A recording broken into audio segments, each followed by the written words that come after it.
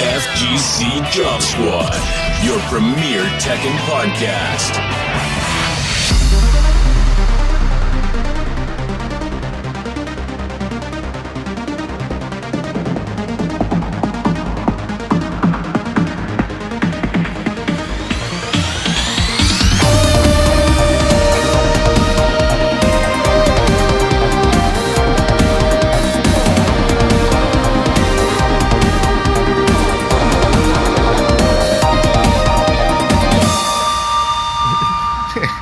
Hey everybody, this is FGC Job Squad, episode 16. I'm your host, Kadar, aka Kadizi, and I'm here with my co-host, Ian, aka Pickle, and we have a very special guest today.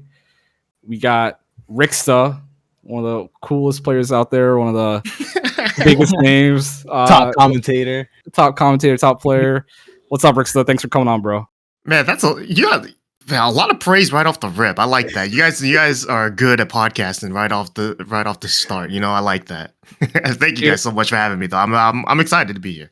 For sure, yeah. No, I've had to kind of condition myself on how to be a host. It's actually really annoying. I cringe at myself, and I always skip this part of the podcast when I listen back. It's like the first part. But yeah. So every week we kick off this humble little podcast of ours by asking you your origin story. So, how'd you get into video games before, the competitive, getting into competitive games and all that? How'd you get into games in general? Ooh, so basically, I feel like I've always had video games around in my life. It's really hard to pinpoint an origin, because I remember seeing Nintendos at my family friends' house, or eventually we ended up getting a Genesis when I was a kid, but overall, it's just video games have always been around. I even remember my parents, my mom would be addicted to Tetris. She would have a Game Boy and she would just constantly be playing that. And it's things like that. It's when you always see it around, it's I want to do that. What's so interesting about this? So, I would watch my mom play Tetris, something, then I'd play it. And then I'd watch my brother play Street Fighter, which is pretty much, I would think, is the start of the fighting game aspect for me. It was my brother, basically forcing me to play against him so that he could just beat me up in Street Fighter 2 with the cheesiest Guile strats or the cheesiest Dhalsim strats, and not teach me how to play the game, some older brother stuff. So it was, but early on though, that's kind of just how, I don't know, I just fell in love with it over, just video games in general, just always something that, I don't know, I just wanted to pass the time with, and it was always something that I always felt was there all the time, and especially during my leisure time too, because the bigger thing wasn't necessarily the video games, but the arcade for me was the thing that I loved doing the most, was just going to arcades. And I think that's kind of also where a lot of the fighting game, just seeing it all the time, just from every arcade I went to, I would see a fighting game. So I'm I want to play that, I want to see what these characters are all about. And so that was just kind of the experiment of it all, was going to arcades, experimenting with so many different games, and then eventually finding the ones that you like. And just video games and arcades in general were my childhood.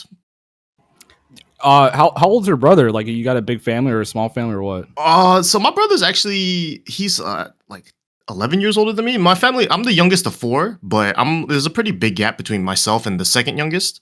It's 8 years or so. So it's, my older brother, he was definitely, by the time I got good enough to beat him in fighting games, he had already stopped playing. So, he already had that excuse of, I don't play this game that happened anymore. to me too, dude. I beat my brother in Tekken. I think it was Tekken 6, and he beat my ass in Tekken 3. That's how big the gap was. And he was like, whatever, dude, if I would have played you 10 years ago, I would have messed you up. I'm like, okay. God damn. Yeah, that's the family style though, man. So it was always like that with my brother, but overall though, it was always competitive between us with fighting games. Even though the fighting games that we played, he was more into Street Fighter 2, he was a liquor store 7-Eleven Street Fighter player, I would call him. The ones that say you can't throw, those are cheap. He was that kind of Street Fighter player. So it was one of those. It was one of those things where I grew up and I found out about that. I'm like, oh man, really? I thought you were I thought you were really playing, But nah, that's cool though. It's just one of those things where it's when I finally found out how to play fighting games and I played my brother, I was like, damn, if I knew this back then.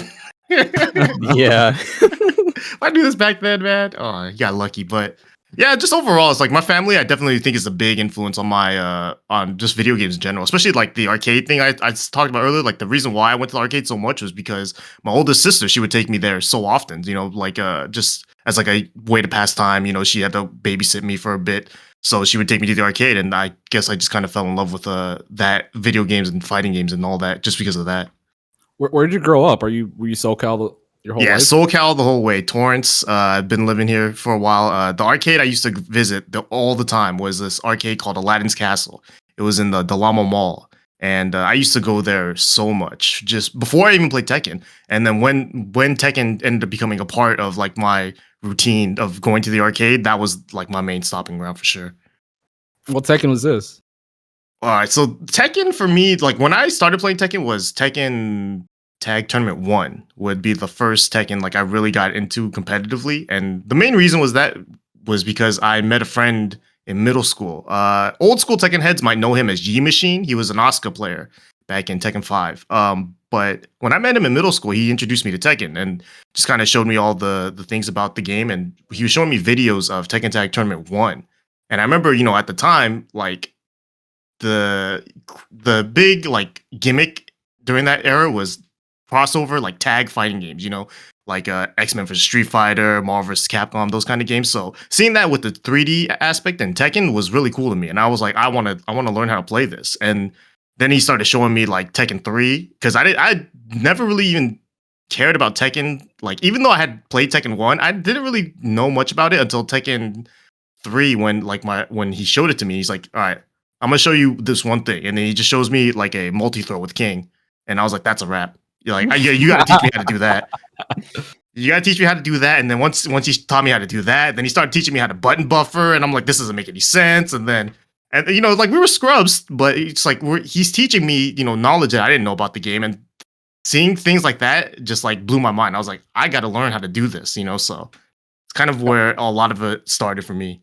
That's crazy, like, being taught, like, button buffering and stuff like that by someone, like, just at the arcade. I would assume, like, you'd have to learn all that stuff, like, online or something like that, but, like, how were you just picking up the game through other people and just, like, at the arcade and stuff?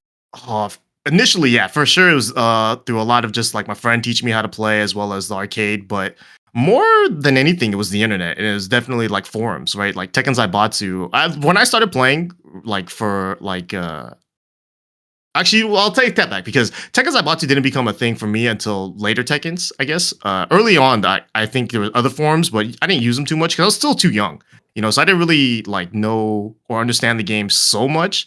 Like I'm even if I knew like button buffering, I didn't know like what a Korean backdash was, so like my knowledge of the game was a little different.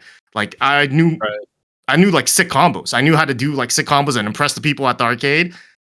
But it'll take me like $7 before I even hit that combo in one match, and it has to be against the worst player there. Like that's that's what I would do. Like, but I would know the combos, because I would download videos from the internet, and I would watch a lot of combo videos and things like that. And I think that's kind of where a lot of my knowledge initially started, was from combo videos. And that's crazy, because combo videos don't teach you how to play the game; they just teach you how to do damage, and it's not even like necessarily the coolest damage or the best damage, but it was just something that I was like, that looks sick. If I do that in front of a bunch of people, they'll say something. It's like something like that. Right. Dude, that's such a different area, just like downloading videos and like all that stuff. And like, how old are you at this time? Middle school. When I met in middle school, so I must have been like 11, something like that. So yeah, it was definitely around that time where I was just like, I was constantly going to the arcades and just playing Tekken and just trying to learn how to play the game. But it was a lot of money spent and a lot of not learning, because I didn't know what I was doing. I was just playing the game to have fun. And realistically, at the end of the day, that's all that matters, right? I was having fun. I was enjoying my time. But, I definitely wish that if I had known that I was going to play Tekken for so long, I wish I would have spent my time a little bit better and like trying to learn something. Dude, that's like the craziest thing that I can't relate to, because I was not an arcade kid. I think that was probably before my time. They were super popular, but just the money that you'd spend, that's like so ludicrous to me. It's like I can't even imagine now. Like the business model is insane. Like, I mean, and for us back then too, it was cheaper. Like, especially nowadays, when the arcades existed. But it's like, they would charge like $1 or something. Back then it was like 25, 50 cents. the fact that even Socal we managed to, bro. So I remember San Diego having the biggest issue. They had to pay $150 to play Tekken 6. Oh my god. 2 rounds. It was 2 rounds. It was so bad that San Diego players just drove up to Socal because they're like, I'll spend gas and pay less money buying these games, you know? Yeah, wasn't it like a quarter at Super and Video? Yeah, just a quarter at Super Arcade and Video 94. I don't know how we did that either. Like we Eris must be really good at like managing this, because I don't know how we managed to get 2 places to make it 25 cents. We robbed them. That's crazy. Oh man. So I guess during the tag 1 area, what would you find out about any tournaments, or were you just kind of still playing for fun? Definitely more for fun, but whenever tournaments did happen, like at the arcade, because the arcade that I went to, Aladdin's Castle, was also a Namco sponsored arcade, or Namco owned arcade, I guess. So a lot, they would have official tournaments there, and one of the tournaments that I remember them having was I think it's the tournaments that ended up leading to the Tekken Tag World Championships. So the tournament at my arcade was like the regionals or something. So if you won that, you go on to the nationals, etc. I got washed. I did terrible, but actually no, I beat someone's little sister at that tournament. I remember that was my first tournament victory ever. I always forget about that, but yeah, my first tournament victory ever was against someone's little sister. I got booed. That was sick. Like when Jimmy beat Yu and everyone just booed him. Yeah, exactly. But yeah, other than tournaments like that, like it'd be like free tournaments at the arcade. I'd always enter them. Like if I knew that they were coming, I'd be like, oh, I want to practice. And so I'd play Tekken 3. I even like I remember Tekken 2 because I wanted to learn how to play some old characters and that were in Tag 1 that weren't in Tekken 3, like June and June and Kunimitsu or something really dumb. And then I wasted my money doing that. But yeah, because it's like way different, right? Yeah, but I mean, at the same time, you do it just because you really wanted. I wanted to learn about the game. I wanted to do well at these tournaments, and I knew that even at the end of the day, the tournaments weren't like it wasn't like a big thing, but just seeing how you stacked up against other people was always nice. And so I always loved entering tournaments, and I think that's kind of held true to today. Like if there's a tournament that's happening and I can enter, I'll enter it usually. Dude, that's awesome. So is this at the point where you're kind of getting serious, or was it probably a later Tekken game where you're just like, okay, I got to grind? Practice? Definitely a later Tekken game, because actually, so right around the time Tag 1 stopped being played, I think Tekken 4 was about to come out, and I got into high school around this time. So, in high school, priorities shifted a little bit. I was just kind of like digging around doing other things, but Tekken 4 came out. I remember playing it for a little bit and thinking, the game's fun, right? But it's not Tag 1. It's not the Tekken that I played and I liked, but I did enjoy it. I played it in tournaments. I even went to Southern Hills Golfland for Tekken 4 tournaments, which is, I'm thankful for that, because Southern Hills Golfland was like in SoCal, it's like the mecca for fighting game, players in terms of like the arcade experience, right? And by the time I was able to drive, that place closed down. So just the fact that I was able to even go to those tournaments and see Bronson get tossed in a pool and things like that, it's like I'm glad that Tekken 4 existed and I was able to do that, because without Tekken 4, I would have maybe never gone to Southern Hills Golfland, because why was it so like iconic? Like why I've heard it before from other players, but why was it so such a big arcade?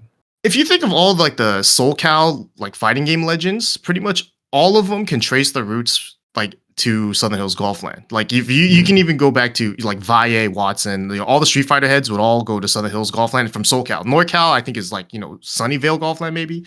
They had their own spots, right? But and then like even in SoCal. But the thing about Southern Hills Golfland was that because they had every single like fighting game, and you had all these great fighting game players there, it was like, all right, look, you have Alex Valle there. He's playing Street Fighter and he loses, right? So now he's off the machine. Well, he has 25 cents and he put his quarter up on Street Fighter, but he looks around and he plays Tekken, so now he's already, a great Tekken player as well as a Street Fighter player, because he's playing at that one arcade where all these top players are playing everything, And back then too, like especially in the arcade days, you'd have more players that played everything. Like seeing a Street Fighter player play Tekken nowadays is very rare, and vice versa. But back then, you would see like Valle, he would enter every game, right? You would see guys like Devil X, like he would be like one of the best players in Marvel, but also top tier Tekken player as well. So Southern Hills Golfline in that regard was really good at breeding like high level players in multiple games, even though it wasn't like really known for one game. It was known for so many different games. That's pretty awesome. And you mentioned the whole Bronson getting thrown in a pool. We've had like 3 guests reference that.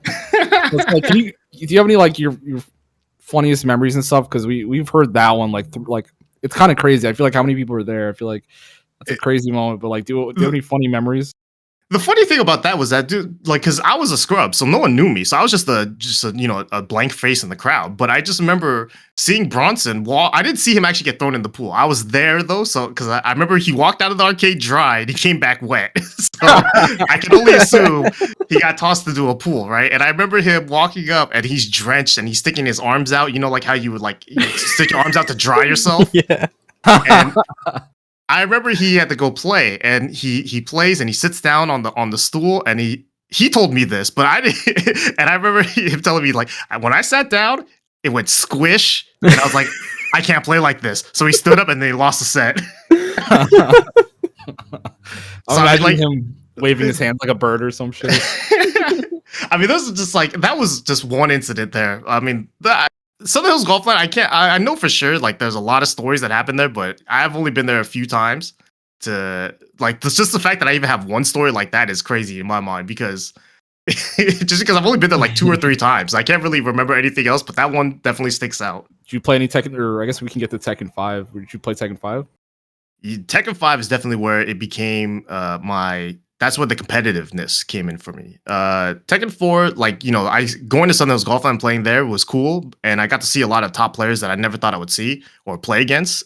And then Tekken 5 came around, and I wasn't into Tekken all that much when it dropped in the arcades. I was kind of like, just because I hadn't played Tekken 4 in such a long time. Like, Tekken kind of, fell off of the map for me in a bit, but then when I saw that Tekken 5 came out and it was everywhere, like that arcade machine, you could find it everywhere. It must have been real cheap because like you could go to a bowling alley, you can go to a random, mini golf place, which is where I played. I played at this place called Mulligan's, which is just a random mini golf place that was never known to have fighting games, but they had Tekken.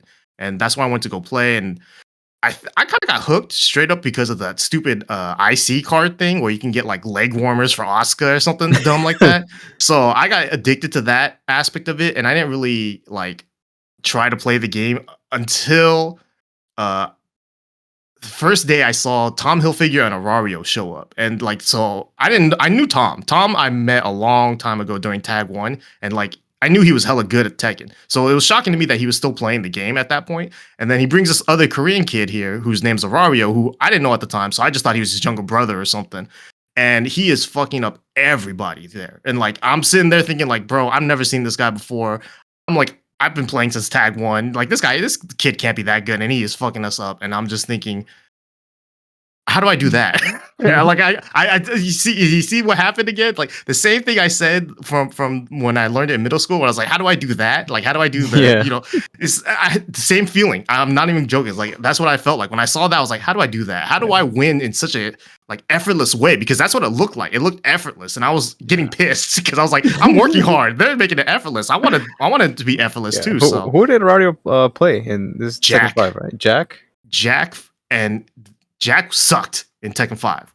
And like, but this is a little bit before we found out all the real cheap shit about Tekken 5. But even then, it's like he was able to do so much with such a weak character in that game because his fundamentals were so strong. So that was always like such a key part about it. And I wish that he would like when he played, even when he wasn't playing, he was hella good. Damn, it must have been when he just moved from Georgia or some shit because you'd never seen him. Right? Yeah. It was definitely like the first time I think he just moved to Socal. So I didn't realize that at that time he was going to be like the guy that was going to just fuck up every tournament in Socal for the next couple of years. Like as soon as he came, it was basically him, Arario, or him, a Tom Hilfiger. It was like they were the two that just kept going back and forth in Socal. And so as just a new player, I was like, well, I'm not trying to beat them. So I'm just trying to beat whoever's like kind of there. Yeah. So I'm like,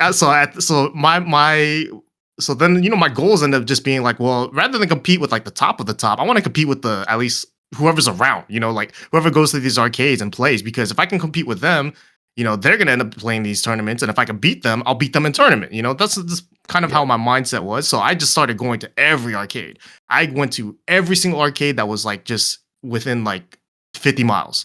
So if there was like Family Fun Arcade was one of the big ones, then that's where you would see players like the Lancaster guys like Tekken Tim, Just Frame James.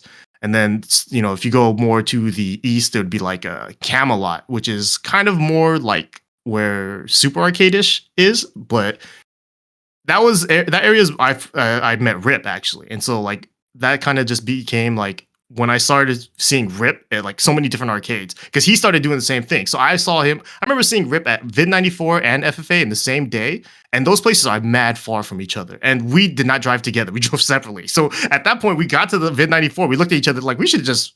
Hey, man, just drive with me one day. It's like this how it felt because we kept seeing each other, and so it just ended up being like that. Like the more you go to these arcades, and that's kind of the sick thing about it back then was that because the arcades and there were so many of them, like you built some of these rivalries at least within your own region, and then because of that, like FFA guys would drive over to, Super Arcade or vice versa.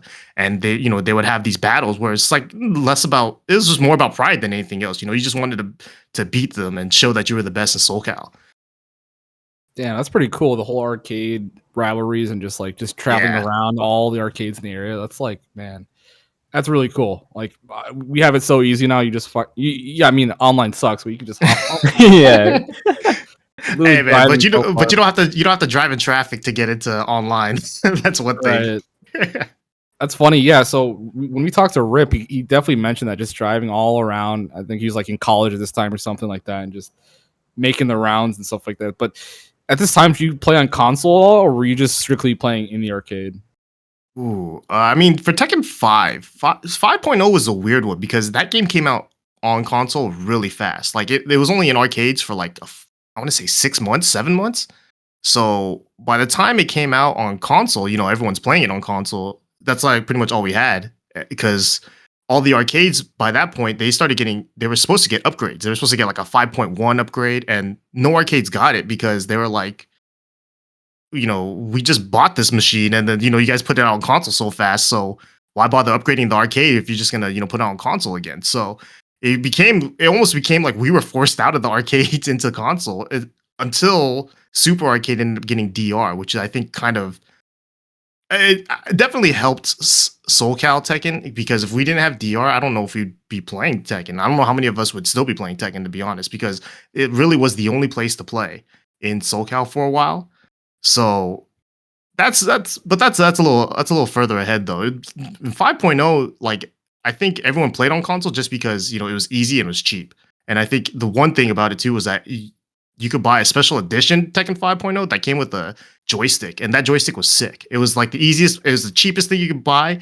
And so everyone bought it, had a joystick, and so everyone could just have a joystick, go to a tournament, with a cheap ass Tekken joystick and like compete in any tournament. And so with consoles becoming like more prevalent in the fighting game scenes, the arcade scene started dying because of that. And so it just became harder and harder to play in arcades because they started existing less and less. And so we kind of had to adjust and learn how to play on console, which was, it's different, but it's the competition's there, but it's, the arcade competition is different. It's not there anymore. Yeah, you also lost like that gathering point, right? Like now you have someone has to host or something, right? I don't know how it worked during the console times. I'm assuming somebody had to host and then invite people over or whatever. Right. But that was pretty much it. Yeah, just you'd have to host like for Wednesday night fights to exist. Wednesday night fights existed just because it happened out of someone's apartment. I went to the first Wednesday night fights I think I went to, and this was before it was even at someone's garage. It was in someone's apartment, and so it built from that, and like that whole like gathering aspect that idea came from an arcade, like because the arcade aspect of just allowing open doors, anyone can come in here and play, it's like that aspect of it is not so easily obtainable nowadays. Yeah, who's the one that hosted the first Wednesday night fights? His name was Dentron. He was a dude I forget where he lived, but he was just a Street Fighter player, and this was during Street Fighter 4, and so he hosted it in his apartment, and it was just like he just had a few setups in his apartment. Valle was there, and I think Valle ended up getting the idea that like if we do this weekly, maybe we can start streaming it, and then if we start streaming it, maybe we can make something of it, and then obviously it became to what it is. Yeah, people who host out of their houses are champions. I mean, we've talked about Cody, Fast Cody all the time. He runs TTF, of course, for the San Diego scene. It's like people coming in with their shoes on, fucking mud. It's fucking insane. But people who do that, like, they're champions of the scene. They're super underrated people. Yeah, I mean, I've known Cody for a while too. He actually hosted Yi Machine, myself, and Bronson during Evo West. It was the one in San Diego, I think. They had Evo West at San Diego Comic-Con. Right, 06, I'm pretty sure. Yeah, 06 or no, actually this is 07, I believe. Oh, okay. There's a video. Okay, I'll tell you guys this. There's a video of Yi Machine. He made top 8 in this tournament, and so he was playing against Orario. And if there's I'm pretty sure that video is on YouTube. If you find it, you can hear myself screaming like crazy because I'm rooting for my boy, right? I'm getting real obnoxious. You can hear Jaha rooting for Orario because that's his boy, so he's getting real obnoxious back. Debug. Yeah, exactly, right? And so you have us two getting all obnoxious at each other, and then you have Valle in the background making noise, and you can hear Bronson laughing, and it's like it's a funny video just because like it's like there's no one in the crowd, but yet like 4 people make it sound like there's hella people in the crowd. Is this video still exist? Yeah, I'm pretty sure it's on YouTube. I'm pretty sure there's a few different versions out there. All right, it'll be in the description, guys. To scroll down, and if it's not, then you can find it. But, that's awesome. Yeah, trust me, I am the if you don't know who I am, I'm the annoying one. That was the goal. And I think I might have just annoyed my friend more than the opponent, but I had fun. Oh man! So you mentioned earlier that DR came to Super Arcade first. So you guys when Video 94, you guys were going there and for the quarter matches and stuff. Was that just 5.0? 5. No. DR was the era of like the quarter time, because Super Arcade and Vid 94, at least for me personally, I never went during the 5.0 era to those arcades because because 5.0 was so, you could find it anywhere. When DR came out, DR was so rare that you really had to drive to Super Arcade to play it in Socal. There was really no other places. So when I did go there, it was always like the same routine. I'd go Super Arcade, play hella, wait till they close, they go to Vid 94, play hella, and then wait till they either kick us out or I get tired and I go home. And it was like just that routine for the weekends, just because it was one of those things where you knew that if you went, someone's going to be there, right? And so that was always like one of those moments. And then especially eventually we just started doing our own tournaments. Like we would start like running tournaments on Saturdays. I would just like drop a bracket or something because, it's like the competition is what drives people, I believe. So I started running tournaments for not only for DR, but also for 5.0. And, just trying to keep people competitively like engaged in the game. You held these at Super? Some of them at Super, yeah. Some of them at Vid 94. We would just have Ranbats. We called them Ranbats for some of them, but more often than not, they were just random off, just like tournaments that we would just like, all right, you guys want to run a tournament 2 weeks? It'd just be like that, like nothing real set up because it's like if people are there, they want to play, we'll set it up, and that was like we had enough of a scene to support that, so that was always sick. That's awesome. So one of the things you're mentioning is doing the the smaller tournaments and stuff. But were there any bigger tournaments that you kind of went to? I know Electric Cancel might have been around this time, or what were the biggest tournaments that you were going to that were kind of not weekly size? For me, actually, so Electric Cancel is actually a little before my time too, because I really didn't start getting into tournaments until around Tekken 5.0, so that was around 2004, 2005. And then for me, it was pretty much Evo. I pretty much never traveled, so I was strictly like West Coast, SoCal, NorCal at most. Like I rarely went further than that. So pretty much it was always just like Evo was the big tournament for me. So it was a yearly, just go to Evo. That's the big tournament, and then it's like there's other tournaments that happen around that area in SoCal. Like there would be like just random for 5.0. There's random like Best Buy tournaments and random like Scion dealership tournaments. It's like just the most random places you could have a tournament, but like those all disappeared when DR came out. So during that time, it was pretty much just all Evos and all like anything FGC ran. So what's your, I guess, I don't want to get too far, but best memory from like your first Evo? First Evo was 2005. What happened that Evo? I mean, that was such a long, I remember that was the Evo. They had a 5v5 exhibition between America and Japan for Tekken.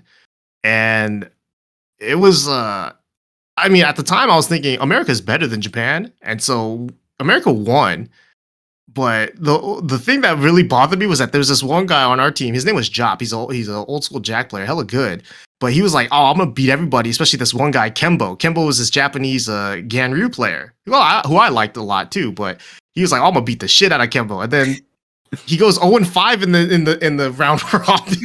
He lost to everybody. Oh man, it felt so bad. And the thing was too is that I think he was the last player to play for Team America. He went 0-5 and America still won.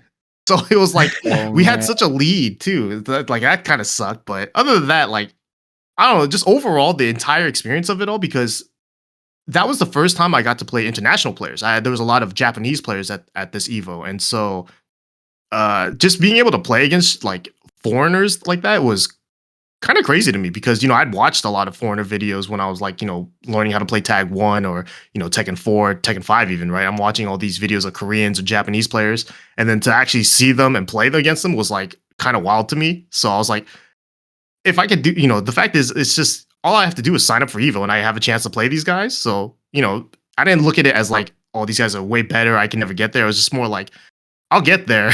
Just wait for me. Like I'm gonna get there. Just wait for me. How many would show up for these events? Because I've only started paying attention to Tekken tournaments like in Tag 2, and I would only see just JDCR and Knee, and that was about it. That was the last. That was the last tournament Japan showed up for Tekken for a long time. Oh, okay. It was like, honestly, like after that Evo, Japan hadn't come to Evo for Tekken for, I would say, almost 10 years. Wait, so what happened? They just got their backs blown out and they just didn't want to. No, they actually did well, right? So I think Yamasa Yu, he got second place in the tournament. He lost to Crow. They did all right, but I just think that they just didn't have any reason to come to Evo. There was no money. I guess the money wasn't good enough for them, and I think, I don't know, it's just overall the Tekken scene for Japan and America were kind of disconnected, right? It's not as easily accessible as it is now, and even now it's not accessible, right? But it's like, back then with no Twitter, none of that, it's like, it's just everything's word of mouth kind of. So for them to not come, it wasn't surprising, because it's not like there was like crazy amounts of money or crazy amounts of players like showing up for these things. It was just maybe for them it's just another Tekken tournament. It didn't really become until like Tekken 7 when they really were like, all right, Evo's the big one, Right, it didn't have the prestige. Yeah. Damn, that's cool. So I remember when we had MYK on, he mentioned just running, or this is probably like the next Evo. I'm not gonna get ahead of myself, but just running into you and stuff like that. But were you 21 at this time going to Vegas or no? Not yet. No, I wasn't yet. Actually, I was still 20, I think. Yeah, no, I was 20 when I met MYK. So, it's funny because I remember MYK saying, like, I'm in Vegas, there's nothing to do, I'm still too young. And I'm looking at him like, bro, I can't drink either. Like, I'm here to play video games, dude. It's just like, that was it. And that's really all I did, dude. I went there, I played video games, I stayed in my hotel room. It's like, as weird as it sounds, I went to Vegas to do nothing but play video games, and I did that for like 3 years. Damn. And but let me I'll tell you right now though. I'd much rather be 21 or over in Vegas. Yeah, I was gonna say it's way more. Yeah, it's much better. It's much better. The first time I went to Evo, I think I went to was it Tekken Tim who hosted a Tekken casino? I think it was him. Yeah. And they just asked me to play on stream, and I didn't want to put any money up, and I was also drunk, so that's why I didn't want to play, right? And the guy's like, "Oh, I'll cover you, just play."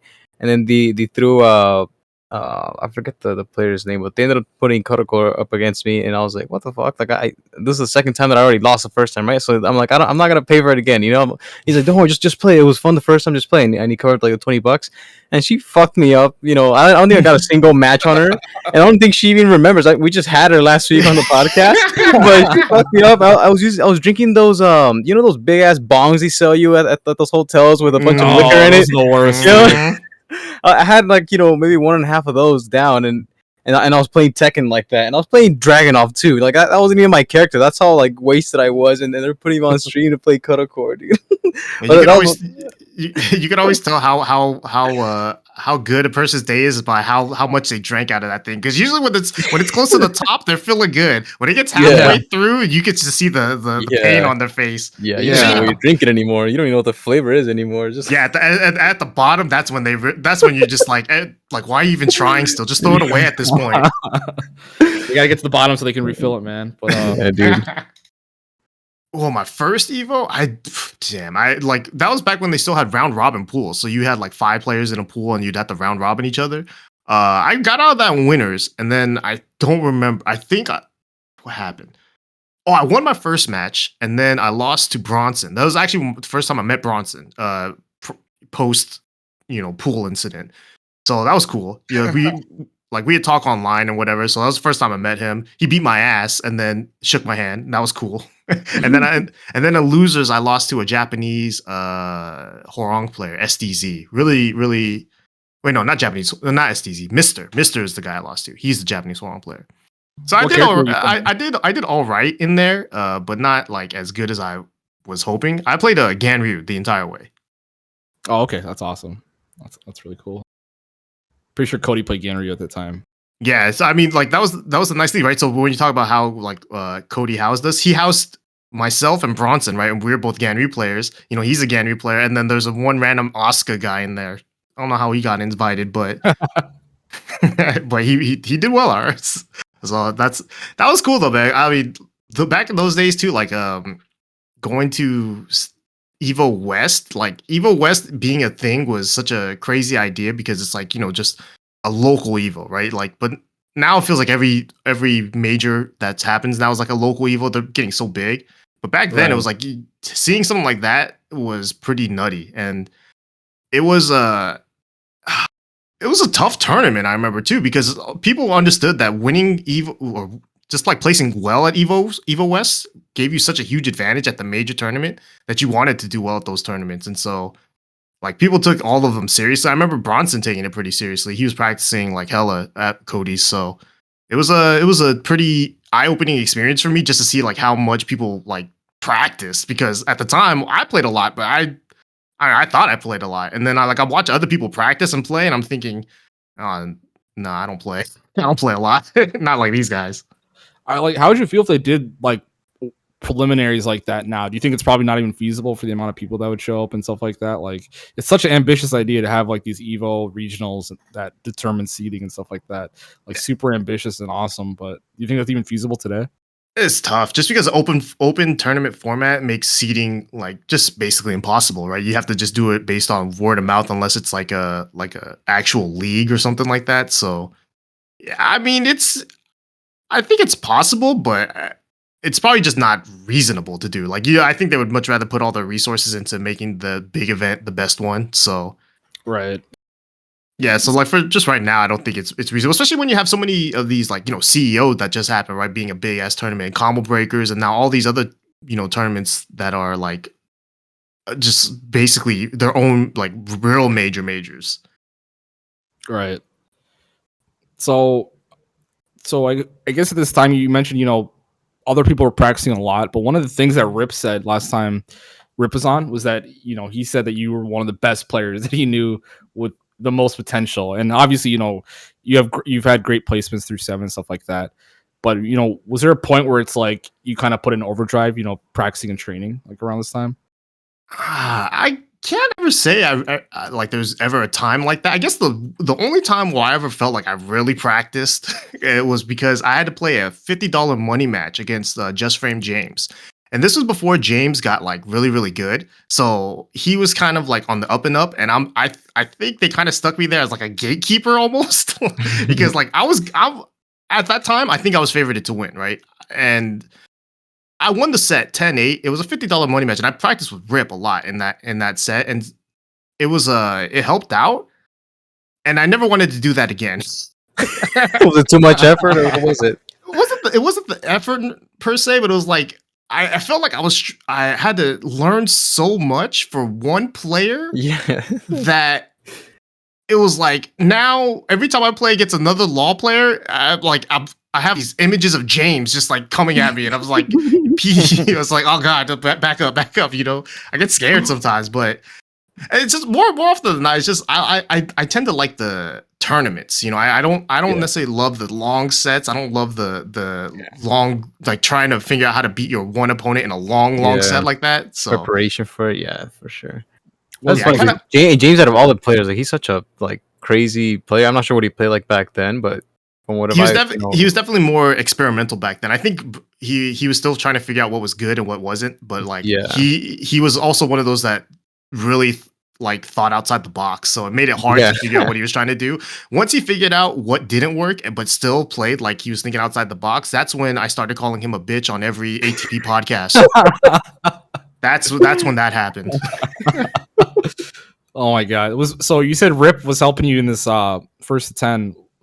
Did you and Rip train a lot at this point, or like, you know, hang out, play a lot, just grind? We pretty, I think it was a lot of just like Socal in general. Like we all went to whatever tournaments we could, and so it was like we would just be like, all right, who wants to go? You know, it's like cars open, anyone can jump in. You know, so it kind of just felt like that for Socal. Like anyone that was willing to go to any tournaments and just needed a carpool, you know, it's like cars open, you can come in, right? But Rip and I definitely planned out the most of the things together, because we were always like, all right, look, we need to go to Evo, get a room, you know. So I'd be like, Rip, get a room. And so he does everything, and I'll just pay for it. He was like 30 at the time, so that's yeah, exactly. I'm scared, dude. It's like I'm 18, dude. I can't be getting a hotel. Oh man, that's freaking awesome. So, you know, when you talk about, you know, Socal at this time, I just wish I was older and in that area in the area at the time. But what was your, you know, not most memorable, like your favorite things about Socal at this time? You know, you're meeting a lot of people, I'm sure, at the time, and kind of learning the game, but you know, how do you describe Socal? I guess, I mean, you kind of said, you know, anyone can play, you know, we'll all grind together, but what was your fondest memories of Socal at this time? For that era, it really is kind of just like it's just like Socal in general. I just felt like just was such had a strong bond amongst like a lot of the players. And I think now I think about it, Filthy Rich had a lot to do with that, because when Filthy moved to Socal, he moved originally from New York. He moved here, and then he basically was like, you know, he opened his doors to everyone in Socal. He's like, you know, I want to learn how to play, you know, with Socal players, and you know, I don't know where to meet up, so it's easier to just invite everyone to my place, right? And he was such a gracious host and like was so accommodating for everyone that his spot ended up becoming like one of the spots for console like Socal Tekken to get better at. And I think that's where a lot of people, like at least for like Rip, MYK, myself, I think a lot of us like really practiced in that area, like with Filthy Rich and other guys like Bobino and just so many other Socal players back then. So a lot of those like memories are just like kind of, you know, it's like they're not really all that like memorable or like, you know, to talk about, but it's just like they're special to be, just because, you know, that I just remember like that's where a lot of Tekken happened, you know. It's just a lot of like just people just running sets and talking shit and just having fun, you know. That's pretty much what it was all about. And it like that, and that vibe in the offline environment at Filthy's house was also like very like, you know, that was true at the arcades as well. It was like, so that kind of same environment was always there.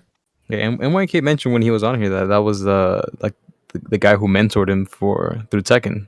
It was Filthy Rich. Like he's the one who taught him pretty much like everything. Yeah, it's funny when he's on the East Coast too. Spirojin mentioned him. He's like the Forrest Gump of Tekken at that time. you need him on the show. Yeah, Filthy's definitely been around. And it's funny too, right? Because I remember when he first got here, he was a Beck player, and it was like, you know, Beck in 5.0 was whack. So obviously he wasn't gonna do too hot in that game.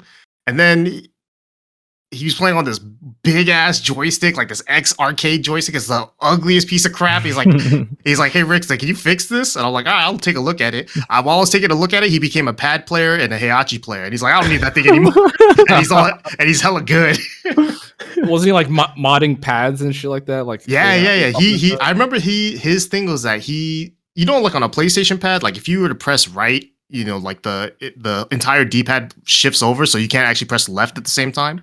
Right. Yeah. I think he did something so that you could technically press both left and right at the same time, which made it just a little easier to move around. I think some players like that. It was like all individual buttons and not like one membrane. Yeah. And shit like that. Yeah. I think MLK mentioned that he modded his PSP to do something like that. Oh, that's right. He did mention. That's what he was talking about. Yeah, like he modded his PSP D-pad and it just cracked out in the garage, and he said he like spilled a drink in his stairwell or some shit. I mean, that was what you had to do too, right? Because for DR, since DR didn't come out on console for the longest, you had to play on PSP, and the PSP pad, depending on if you got a good one or not, kind of sucked. So a lot of people had to mod theirs, and I remember like I never modded mine because I didn't care enough. But I remember people like always talking about it and just like talking about how like to raise the pad up or all these other little minor things. Where I'm thinking I'm not gonna go to a tournament with my PSP. Why do I care? For sure. Okay, so Tekken 5 NDR. I guess. Oh, okay. We were going to talk about Evo West in San Diego. So how did you do that at that following Evo? Like after being housed by Cody and stuff like that. Ooh, did you get a good placement? No. No, I don't think I've ever had a good Evo placement, to be honest. I think my best ever is like 13th, but that was like at one of the Evos that like had no people in it. So no one needs to know that, dude. Yeah, don't say that. I'm looking at Liquipedia and like you're a god, dude. I don't know the I'm honest with it, man, because at the time I look at it and I'm thinking to myself, I should have placed higher. That's why I say it like that, because it felt like I shouldn't have been that low, but it is what it is. For me, Evo's always been tough to play in just because there's so many good players and it's impossible to prep for because, unless like your entire pool or whatever, especially back then, you didn't know anything, right? You just kind of went there and you were blind to the pools. So you couldn't prepare for it. And to be honest, I enjoyed that aspect of it. I like kind of going into the unknown and seeing how it's going to turn out. So did you have issues with nerves and things like that or no? Ooh, I would say so, but it never felt like I got nervous and like, I guess the best way to put it is like, when I get nervous, I already lost at that point. So it was like, when the nerves happened, it was already too late, Eventually, I started getting nerves while I was still playing, and that's when it became a little bit of a hindrance. Before I felt like when I got nervous, the game was already over. So at a certain point when I finally started getting nervous while the game was happening, I started like, obviously it messes you up at first, and so you start playing a little too fast or too slow, or you start overthinking, and then eventually you start playing, you start to realize that it's like the nerves will always be there. No matter how good you are, the nerves should always be there unless you're like Anakin, you're just stone cold, right? Like, yeah. But if you're other players, like the nerves will happen. And so when you get them, then it's like, how do I use this to my advantage? And not too many people can, I feel like, understand that. It sounds stupid, but it's real. It's like, because I remember, I'll be honest, one time I played in a tournament, I remember thinking the entire game was moving in slow motion because I had like my adrenaline was pumping and I wanted to win this match. And it was just it was a team tournament at Super Arcade. Like the match had nothing, like it was not that big of a match, but I just really wanted to win that particular match. And I just remember I could low parry Lily's forward 4, Root of All Evil. I low parried like 4 out of 5 because I could see every one of them. And normally I wouldn't even bother. I would like not even look for it. Yeah, I thought it was unseeable. I mean, Kane used to ask me when he came out to San Diego if I could see them because I would block them all the time. I'm like, I don't know. I think I'm just guessing. But I think he would tell me that they're seeable, but maybe they are, dude. I think they are, but I think that if your reactions are fast, you can block them. Yeah. But like, because when it was Kane I was playing it, so when I blocked them, I punished them or I low parried them, and then immediately after that we went to Vid 94, and then Kane and I started playing casuals. First thing he does, root of all evil, I don't block it. He goes, Yeah. I knew you couldn't block that. What a scumbag! That's just his luck, dude. I mean, but he wanted to test because he's like, bro, like, are you like, what the hell is happening, right? And I was just like, that was tournament, tournament casuals, two different things, right? So yeah, that's funny. That's like a whole like I listen to a lot of basketball, like I don't know, like insight, and that's one thing a lot of players talk about is there's a moment where the game slows down, like they play enough, and it's like okay, I can kind of see 8 different things going on right now, and it feels like things are going slow mo, but they're playing at the highest level ever and stuff like that, and that's really cool. Like just to have a moment like that, just things slowing down and your proficiency is kind of showing. Not to make you sound like a super badass, but that's definitely trust me, it's only happened that one time because I've only mentioned that one story. I've never been able to tell another story like that. That's why I keep talking about it because I want it to happen again. I just like keep bringing it back in the universe. I'm like, just let me slow down time one more time, please. I'm just wondering that all these years later, Kane is still trying to figure out whether people can see that move or not. That's super funny. Oh, man. So, and I don't want to get off on a tangent. We were talking about that what was it called? That Evo West in San Diego. But you said Vid 94. One story that we've heard multiple times that Vid 94, the cops raided it. Were you there at that time? No, every Vid story that involves the police or guns or anything like that, I've managed to be away from it. So I'm thankful. I've managed to avoid all the problems, so to speak, at Vid 94. For sure. I've just heard all the stories on. So when you're around Eris and if he's there, then the stories are going to be hilarious. That's pretty good. Okay. So you said you didn't place too well at that Evo West, I think 07. At the Evo that followed it, the main Evo. How'd you do with that one? That was the one I think I got 13th at. That was the small Evo. 2008 was definitely that was the Evo that everyone was like, oh, there's not going to be another one because it was like the dark ages people always say, right? Whereas Capcom didn't really have any fighting games. Tekken 6, I think, already came out in arcades, but because it wasn't out on console and they had to run a Tekken tournament, they ran DR, so no one showed up really. There was no guaranteed prize money, which there were in the past. There was a lot of just different things for that Evo, so it was a much, much smaller Evo. Like if you could probably find a picture on the internet of like just the crowd at Evo 08, and it's like 10 rows of seats. It's like you could see the back of the venue so clearly. Oh man. Yeah. I mean, it was still sick. That's the thing, though. It was still sick. It was a fun tournament to be a part of, but just the vibes were different, right? Like a lot of people just felt like it wasn't as grand as it used to be. The Evo moment 37 was such a long time ago when you think about it from back then, when it was only 4 years prior, but at that moment, it just felt like Evo was dying, and Tekken at the same time felt like that too, just because it wasn't the newest Tekken. It was still DR. We're still playing on the old version when Tekken 6 had already been out in arcade. So that's the reason why I placed so high, because no one showed up. Oh, God damn it! I'm writing this part out. I'm just joking, but so you said you weren't really using Tekken Zaibatsu during the Tag 1 era. You kind of knew about it. Were you using Zaibatsu more at this time? Hell yeah. And that's the only thing you could use, right? I think that's also something else that got Socal and kind of just every region in Tekken together, was having a forum that like everyone knew, like, oh, you play Tekken? You go to Tekken Zaibatsu? What's your username there, right? Like everyone, like if you played Tekken at any sort of competitive level, you knew about Tekken Zaibatsu. And if you didn't even play Tekken on a competitive level, you just love Tekken, right? You go to that website. So there was a lot of different like groups on Tekken Zaibatsu that really helped make the game popular. But during that time, it was just the game itself wasn't doing itself any favors. So it was all pretty much throughout the communities, and like Tekken Zaibatsu, I think, was definitely a huge part of that. Were you involved ever in any shit talk? We've had a few people here talk about turmoil they've endured. We had Gene Wong, a CVS2 player, talk about how someone would just shit talk him and he'd have to money match him. But were you ever involved in any like bullshit trolling or anything like that? I always joked around. I never challenged anyone to a money match because I'm too much of a wuss. It's like I don't like money matching, and it's just like, yeah, man, you beat me, dude. That's damn. What can I say? I can't talk shit anymore. I want to be able to talk shit all the time. Right. Yeah. You can't. Yeah. You got to keep that ability.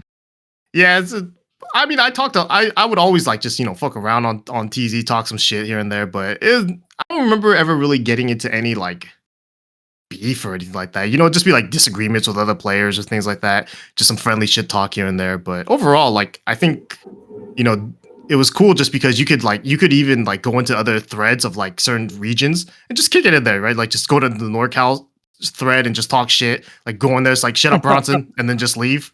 It's like, and they'd be like, all right, that's cool. And then they just keep on going with their day. That was always like the funny thing about like just the Tekken Zaibatsu forums was like everyone could say anything, and like it was easy to find information that you needed, which is so hard now. So I feel like it was more centralized back then, even on the internet and offline. Now we're all online and everything is kind of all separated.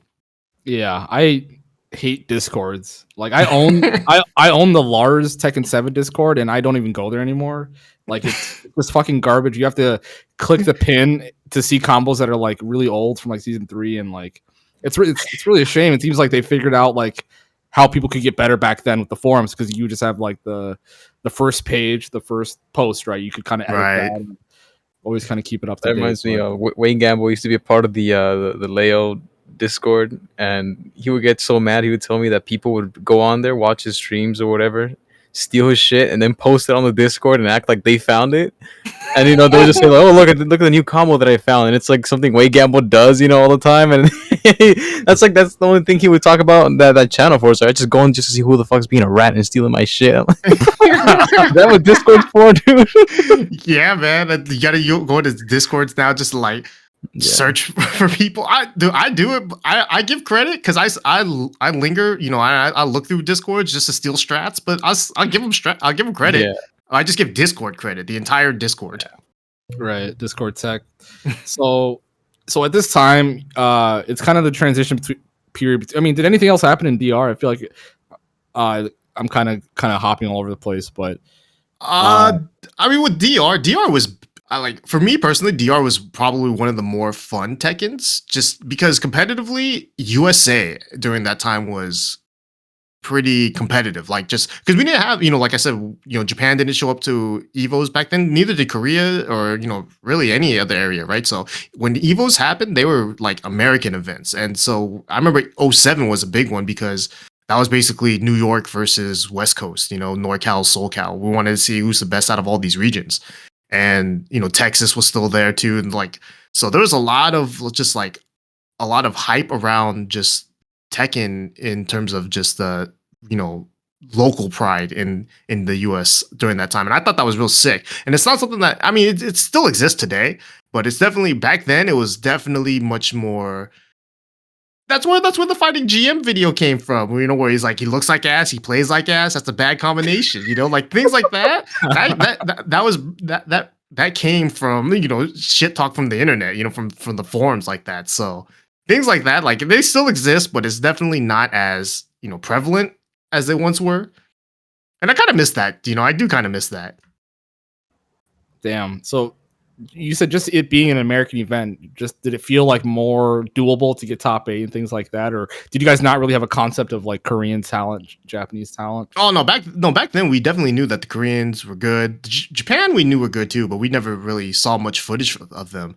It was just during that time we just kind of all like, I think it was just everyone was just unsure about who the best was in America, right? We all had ideas, but none of us, because Evo was such a rare thing. And back then too, New York didn't really travel to Evo that much either. Obviously it's a, cross-country trek, so it's a big deal for them to come to Evo. So, back then when New York came to Evo in 07, like a lot of them showed up, a lot of Texas showed up, a lot of SoCal and NorCal. So it ended up becoming like we wanted to figure out like who actually is the best in America, and Arario won it. Spirogen got second, Insane Lee, Bronson, he got third, so like it was just a packed top 3 with like hella good players. And I think obviously SoCal won, with Arario, but it was like at that time I was like, man, every place is good, like seeing Spiro do so well when realistically at that time he was pretty much only playing in like New York, it felt like.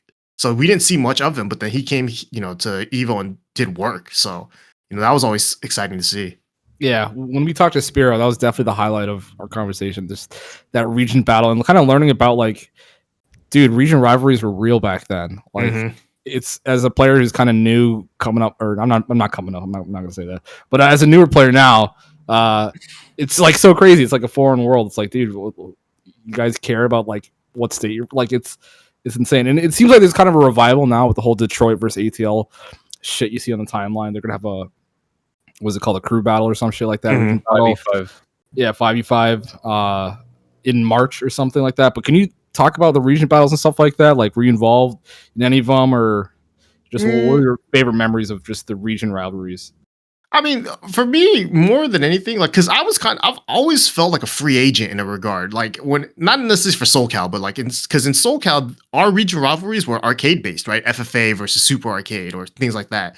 Whereas for me, where I live, I'm like in the middle of them. So I was always like, I could be either Team FFA or Team Super Arcade. I could choose my spot. Yeah, and more often than not, no one chose me because I wasn't good enough. But it's like, because of just being able to see like all these players. Like, we had a big battle. I remember in the strong style, we had a SoCal versus NorCal, and it was like I think an 8v8 or something, and I wasn't even I didn't play in that either. I was just watching, but just being able to watch and just like cheer for your squad, SoCal having their back is like, it's so fun. Like, team tournaments in general bring that kind of aspect out of it, and so region battles obviously bring it out. And it's like, now the further we get from that era, it's like the regions are getting progressively bigger and bigger. Now the region is America. Like, I'm rooting for Shadow now to beat some dude from Japan. It's like, that's how big the regions are now. But that's also the sick part about it, because back then we didn't even know that a lot of these places even had scenes. So just to see Tekken grow like that, I think it was almost expected that we would outgrow that in a sense, but at the same time, it's like, we could still have it. We could still have that local pride. Obviously, it's just, we just need to have, I don't know, some sort of conflict.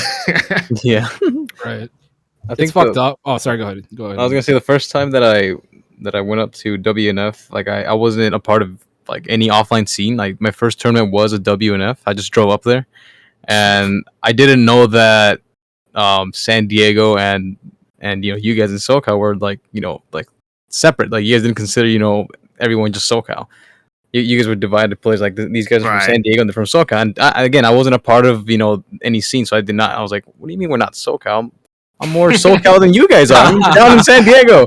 It made no sense. And nobody explained it to me, because I don't think there's like an actual like answer for that. But there is no. Yeah. So whatever. I think it's because people think people. Okay, I'll tell you why. People from San Diego think SoCals are lamos or some shit. Well, I don't know where that comes from. But there's the regional pride right there. The things like that, though, it's like, you gotta remember too, because like, when people hear like from the East Coast, they're like, "Hey, don't you guys play with Jimmy all the time?" I'm like, he's NorCal. It's like, God, so people, dude. people don't really know how big California is, and even then, so it's like SoCal to San Diego, that's still a drive in itself. It's like, it's almost like to call San Diego SoCal would just be like a disservice to how far they are from us. California is pretty much a country, so we can all play with each other. But I remember when I first moved to San Diego, like, there's some dude from my hometown, Minnesota, like, "Oh, you're just this Silicon Valley loser now," and it's like, dude, that's like 8 hours away. Like, what the fuck are you talking about? Yeah, see, they only know one thing about California, so that's like, it's everything. Hollywood, right? San Francisco, Hollywood. Yeah, right next to my house. Damn. Yeah, but that's the only time that I really got that sense of, I guess I'm a part of the San Diego crew then. But I didn't even know anyone in San Diego at the time. It was actually Baines, the one who told me about TTF. So he told me about San Diego. He's like, "Oh, so you probably play with Cody and all them, right?" I'm like, "No." And then he just directed me to the Facebook, and then I ended up meeting all the San Diego guys. But yeah, my first time going out to a tournament was actually just WNF. Oh man, speaking of Baines, though, actually, I'll throw it back to him, because he lived in the same city as I did. So when Tekken 5 first came out, he was one of the first players that I went to, like, offline gathering. And he lived like 5 minutes away from me. So like, Yeah, hell yeah. I played Tekken against him, in at Mulligan's or wherever, locally. So I was like, I'll go over to his place. So that was like the one of the first times I ever got like offline, like casuals at out of sight. It's weird, so weird saying offline now because it's like online in my mind is the arcade. It's like just consoles, it's like going to someone's house rather than the arcade. It was weird at that time, but at the same time, it was like one of those steps where I felt like it's natural, like we have to do this because eventually you grow the scene. Yeah. Damn. So Tekken 6, let's just move on to Tekken 6. How excited were you for Tekken 6 before they came out? Tekken 6 was a weird one for me because the game itself looked sick. I like from seeing all the the videos and things like that before it came out, I was excited for it. It was just the hassle of finding Tekken 6 anywhere. When we finally got it at Super Arcade, it was expensive. We ended up, haggling the price down, but it was still one of those things where it was just like it was like one machine, and yet it was like a whole entire scene around one machine, So it's like it's really hard to play this game, especially when you have someone like Derek or Kane just like beating everyone up. You rarely have time to even play. So you're trying to learn the game while you're getting your ass beat by someone else who's learning the game, and you're spending money at the same time. It's like it was real hard, and Tekken 6 sucked. Oh, what? You thought it sucked? Why is that? 6.0 specifically. 6.0 was just not good. It was too combo heavy. It balanced poorly, and it felt like the game wasn't complete. And obviously it wasn't because they made BR, right? So I think it was just one of those things where the game was bad to the point where it was like they knew they were going to make a new version, and even at a certain point I knew they were going to make a new version before they even announced it, so I stopped playing Tekken at that time. I ended up being a Soul Calibur 4 player for a bit.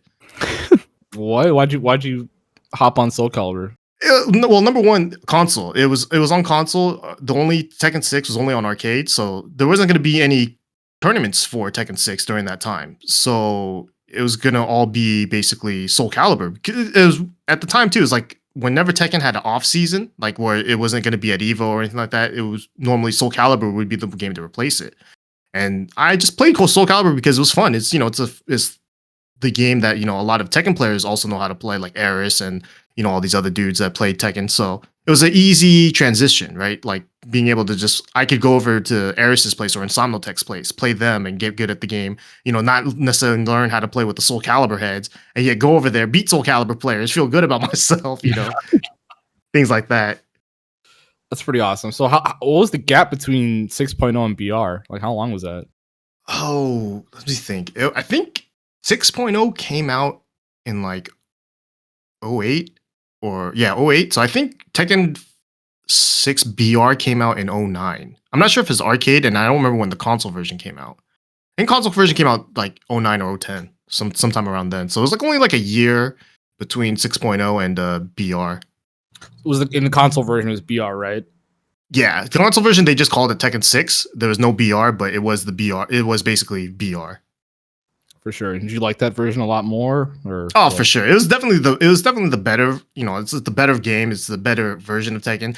Tekken 6 as in the series is not my favorite, but I enjoyed the game a lot, and I think that the game itself is very good. It's just that just personally I'm biased, right? Because I'm a Ganryu main. Ganryu in Tekken 6 was not very good. I had to learn how to play Bob to compensate for the lack of good Ganryu, so that felt bad too. It's just like, I don't know. Tekken 6 was fun. I enjoyed playing it a lot, but at the same time, it's still not my favorite. So this is kind of like, it's one of those games where I enjoyed playing it competitively a lot, but not necessarily like as a game. I didn't really enjoy it so much, but I enjoyed the competitive aspect of it. So speaking of the competitive aspect, like, were you actually still going to tournaments for it, or were you kind of backing off tournaments because you wanted to? Well, I definitely started going to more tournaments when Tekken 6 came out on console because it was the better version, obviously. So I went to things like the Sbo Qualifier in NorCal. Even though I didn't have a team, I just kind of went because I got forced into it, which I'm glad I did. that. I remember that tournament being like the craziest. We need to talk about that actually. Yeah, go ahead, man. So the Sbo qualifiers, I just remember it was in the car. It was myself, Eris, Rip, and Sukin, and I'm not a part of their team. So it's Rip, Eris, and Sukin. They're a team, and I'm just going just to kick it. Isn't it like Team Handsome plus Sukin? Sukin, yeah. That was the name that they decided on. So I remember like we went. I ended up teaming up with the Reno Face and 200 won, or not 200 won, 200 yen. Sorry, different person. Two different players. Yeah, we did all right, but we weren't obviously expecting to win. But it was just like that whole entire tournament was crazy because it's the experience of it all. Like so many different things were happening at that tournament, and we were all so pissed. Everyone was so mad. And yet, at the same time, in that moment, I was thinking this is gonna be a hilarious story to tell because so much bullshit happened. Like so they're doing this tournament inside of a game store, and SBO is an arcade tournament where you got to play in arcade cabinets. And they put instead of putting Tekken on an arcade cabinet, they brought in a cabinet and just hooked up a PlayStation 3 to the cabinets and pretended like it was still like an official Tekken cabinet, even though it wasn't. So that was already bad. So unlike the controls, then were like the monitor was laggy. The joystick that was mounted into the cabinet fell. So like there was no shaft. It was just a ball top. Then and that wasn't the only tournament. There was a Street Fighter 4 qualifiers as well. They were doing 2v2s, and I remember for whatever reason they had an arcade, and it was set up fine, except for one of the Street Fighter 4 cabinets had a mouse cursor dead in the center of it at all times, and it would not move. So you're playing on this arcade cabinet with the mouse center or with the mouse cursor dead in the center, and you can't move it. And like, so these guys are playing rock paper scissors, not for sides, but for the mouse cursor. It's like I don't want that. It's like, are you serious, dude? That's funny. I could not look away from that mouse cursor. I kept trying to watch, like I was like, because I played Street Fighter 4 a little bit, so I'm like, oh, I kind of understand. And then I was like, what the hell's that mouse cursor doing there? And then I could not look away from it. I was stuck. Dude, that's hilarious. I remember, I think it was Evo a few years ago. There's that game Yatagarasu. I don't know if you guys ever heard of this, but they had like this like jank ass cabinet setup that was just a computer, and the whole day they had a cursor in the middle of it, or like in the middle of the screen, and like the dude like taking care of the thing was like, yeah, I don't get paid enough to like fix that. I don't know how to fix that. and I know exactly what you're saying. Like you just cannot like take your eyes off it. That's so funny. It's just there, man. It's not gonna go away. It's like it's just like go away, dude. But it's always gonna be there. And like they couldn't do anything about it either because it's an arcade cab. There's no mouse. It's like there's no mouse. There's no mouse cursor. There's so many other things too happened at that tournament, right? Like because it was at a game store, and I remember the game store employees were like, dudes that were still in high school, so they were having power trip issues, just like, this is a family store, so no cursing. Like they told us that multiple times. That was funny. So whenever someone would say "fuck," like kind of loudly, you'd hear this 15-year-old behind the cashier like, "No cursing," just get real loud. And then someone halfway through the tournament spit gum onto the carpet. I don't know who it was, but then that was enough to get the employee to come out and stop the entire tournament and threaten to stop the entire thing because there was gum on the floor. So that was nice. It was a clusterfuck. The tournament was a clusterfuck from beginning to end, and the only reason why I can bring any of this up with like a smile on my face, even though because I lost, the fact is the three other people that were in that car, Rip, Eris, and Sukin, they won the tournament. So we left that tournament immediately after all that, and I was gonna be so pissed if they had lost because that car ride home would have been so mad right there in the grand finals, and then they lose, but then they won. So that car ride, we were just talking shit the entire time about that tournament. But everyone was so happy because they qualified. So I was like, cool, And that tournament in itself was like such a it has so many different layers to it that I'm sure that if you talk to every person that went to that tournament, they all have different versions of it because it's unbelievable how that tournament actually existed. That's so funny. I think one of the coolest parts of like playing fighting games is like those car rides. Like, I don't know, more people need to mic that shit up because it's just the shit that you talk about. And like before the tournament, everyone's hopeful. Then after the tournament, like you could hear a pin drop. Like everyone's just pissed off. But like I've just been in so many different types of car rides that it's one of the most special things, dude. Like that's awesome. Yeah, it's like when you get those, especially when you get at least on a winning team. There's at least there's happiness there because if we had left that tournament, I was getting more depressed by the day because they kept getting further into the tournament, and I was thinking, oh god, if they lose at the end, they're gonna be so pissed. And I'm not gonna be pissed because I didn't lose, but I gotta be in the car ride with them for 8 hours. I'm gonna be pissed after that. Yeah. So I was rooting for them to win for my happiness. Yeah, they were laughing and singing on the way back. That's awesome. But so you probably didn't go to Japan. You were like, fuck that. I'm not getting flown out, so I'm not gonna go. I mean, I wanted to go to SBO so bad. Like it's one of those big regrets. You know, I'd never be able to go to one unless they ever bring it back. But yeah, it's one of those things where I wish I would have gone, but I didn't. So I never really went to Japan for anything video game related until Tekken 7. So it was like really Tekken 7 was the traveling aspect of my like tournament career, because prior to that I would pretty much stayed in Socal. For sure. So during Tekken 6, I mean, you said you didn't get in this SBO qualifier, but there was another SBO like the following year. Did you try to go for that? Or wasn't there, right? There wasn't there. I think that there was SBO qualifiers for Tekken 5 Dark Resurrection. Oh, okay. Yeah, actually, no, that one I did go to. I forgot about that one. Oh, that one I also like. Yeah, I forgot about that for a reason, because it's always brings up bad feelings. Why is that? Nah, it's not. It's just that we ended up losing. It was the team was myself, Yi Machine, and Rip, and we lost. I don't remember who we ended up losing to. I know we lost to Kane, and in the funniest way possible, because Kane was a Korean stick player and Rip was a pad player, and this tournament was all held on Japanese joysticks, so it was a lot of jumping twos happening, and it was like, man, scrub fest. Yeah, so like I think Kane blocked a low, tried to punish it with the wall standing two, got jumping two. Rip blocked it. He tried to punish it with his wall standing two. He got jumping two. Oh my god! Like seeing that, when you have no control over that, you just go like, what's happening? Is that stupid punch that every character seems to have? Where you just, the jumping punch. When you land, you throw a little jab. Whenever that happens, I feel like the biggest fucking scrub in the world. Like, and I like turn around like, hey, that was a fuck up. Like, people think I'm actually like trying to do that shit. I never get the benefit of the doubt for that shit. I think at a certain point, people just realize like no one's doing that on purpose. Yeah, right. Has no use in the game. I don't even know why it's in the game, but it should not classic. Be but so Tekken 6, you said overall it was kind of like not your jam. But was there anything else I guess notable that happened during Tekken 6 after that SBO qualifier? I guess the biggest thing for Tekken 6, at least for me, was that I said I like the competitive aspect of it more so than like the game of it, and I think a lot of that had to do with the fact that I started commentating a little bit more during that time too, because Aris started doing Electric Wing God Fridays at Super Arcade.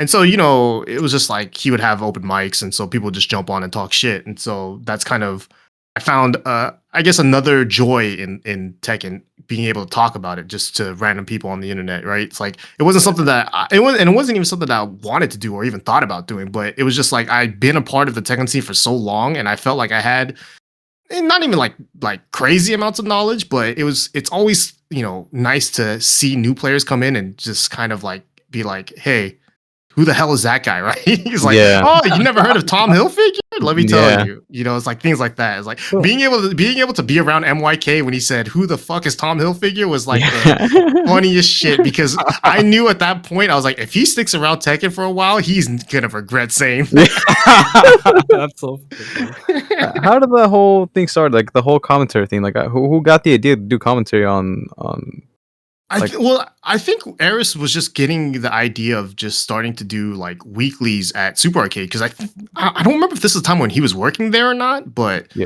Commando was doing Wednesday night fights there too, and so they just struck up a kind of like deal, I guess, and then so they started doing it on Fridays. And I think the commentary side of it was just like there was open mics, and Aris would always be sitting down, and he would just invite whoever, and so just happened that I would jump on every now and then, and more often than not, I ended up jumping on more than anyone else, or like it'd be like myself, Rip, MYK, Aris, just be a bunch of people, right? And that was when we got Tasty Steve involved too, like back then. So yeah, it was definitely more like a we weren't taking it seriously, like we weren't looking at it as like, oh yeah, we got dressed up and do commentary shit, and it was like complete opposite of that. We're getting on the mics just to talk shit and kick it. Yeah. With like 200 people on the internet, and the 20 people that showed up in the arcade. But that was the whole point, just to kind of have fun and talk about Tekken or whatever's happening in the arcade, and that's kind of just what sparked it all. Yeah, that's like well before I guess anyone could be a Mike Vulture because you're just doing it for fun. Like you're just hanging out. Like was this on Justin TV? Right? It definitely not Twitch. Oh, it must have been on Twitch actually, because there was I don't think Eris ever had a Justin TV account or a channel. I'm assuming that was all on Twitch. For sure. Damn, that's awesome. Okay.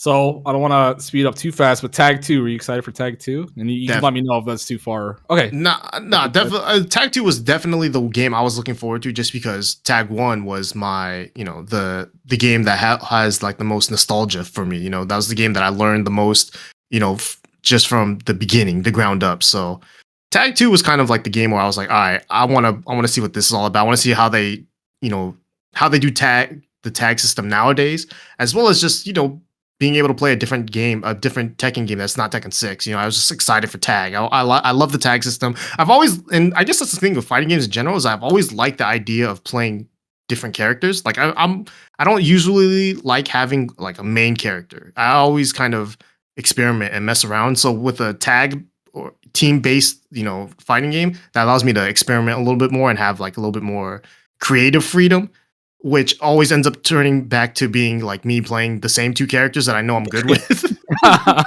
Because I'll try being creative with all these other characters, and I'm like, all right, I don't know what I'm doing, so I'll just play Bob and Ganryu again. But but it was so fun being able to just actually try to play that game and learn new characters. Like I learned Jinpachi Ogre like when the game first came out, just because I was like, I don't know either of these characters, so let me just team both of them up, learn them both at the same time, and see if they're good.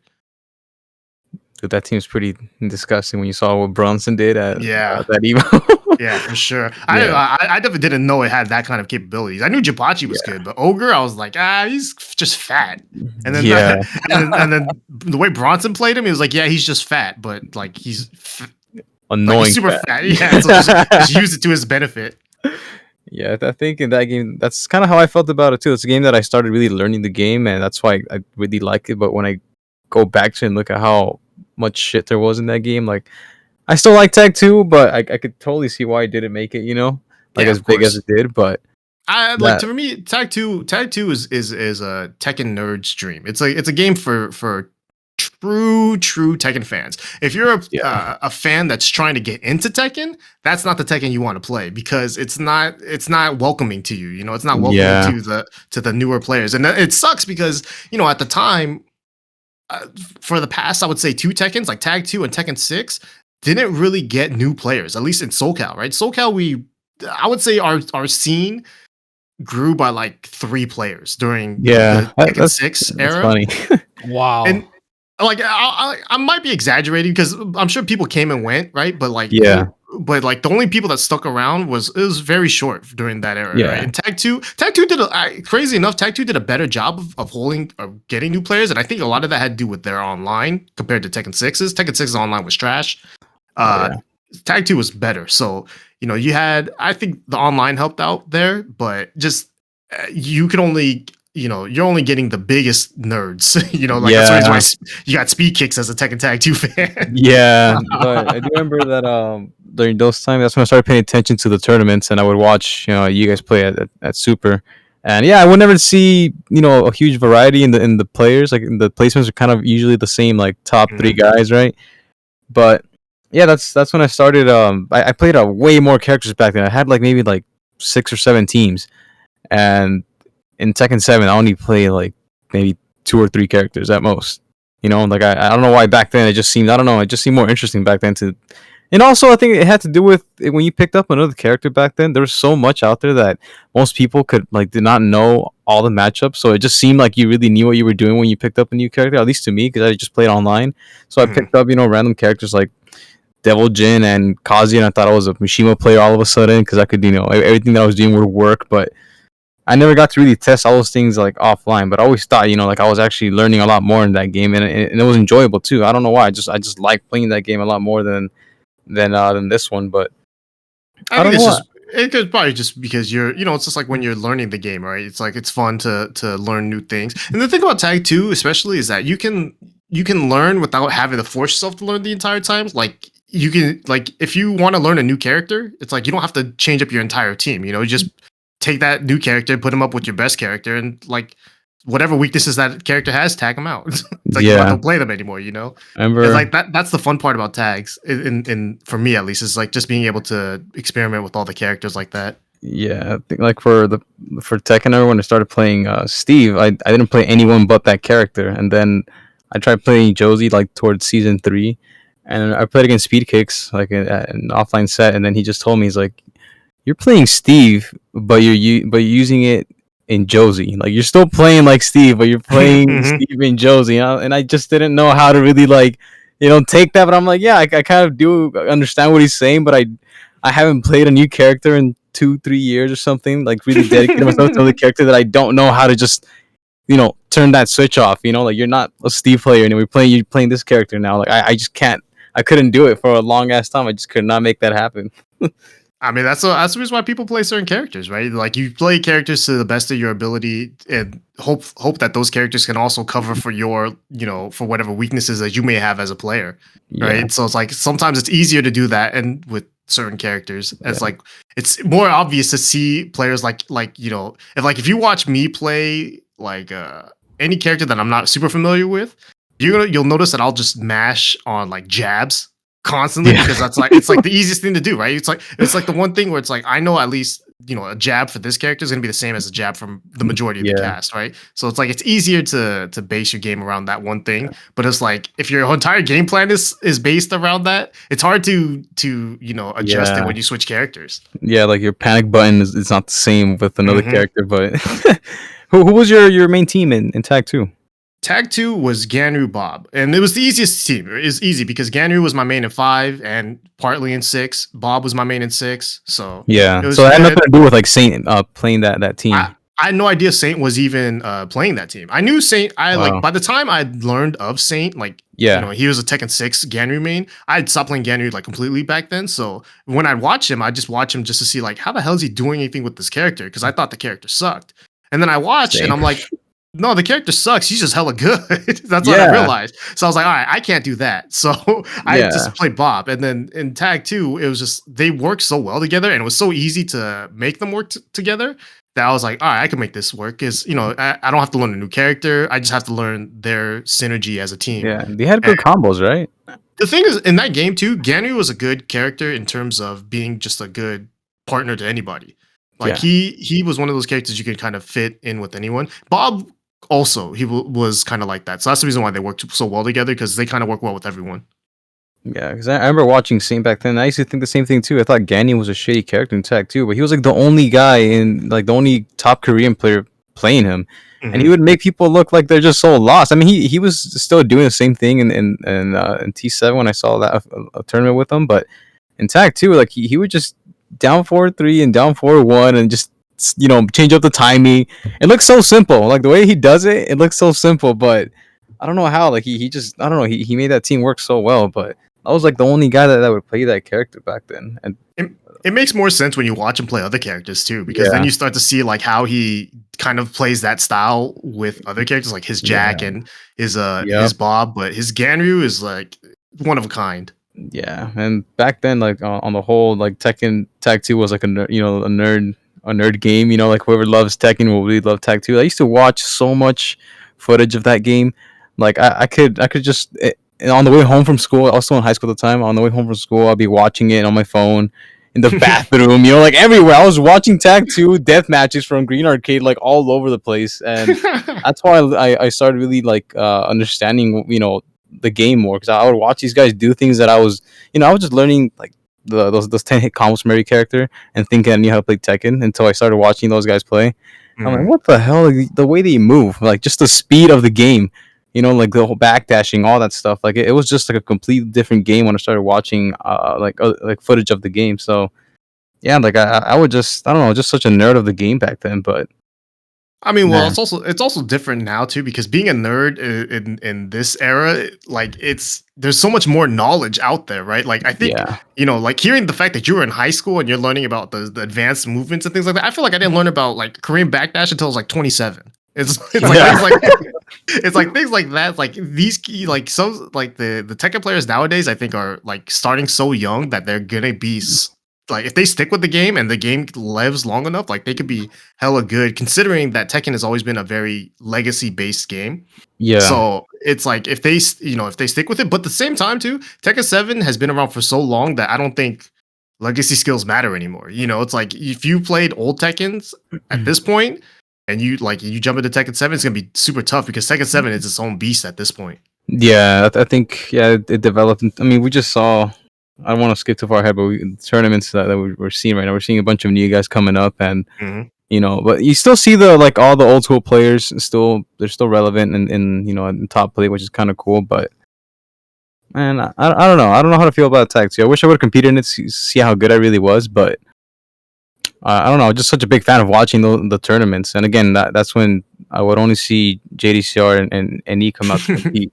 And that's back when they didn't even like each other, right? There was like some rivalry before between the both of them back then. Yeah.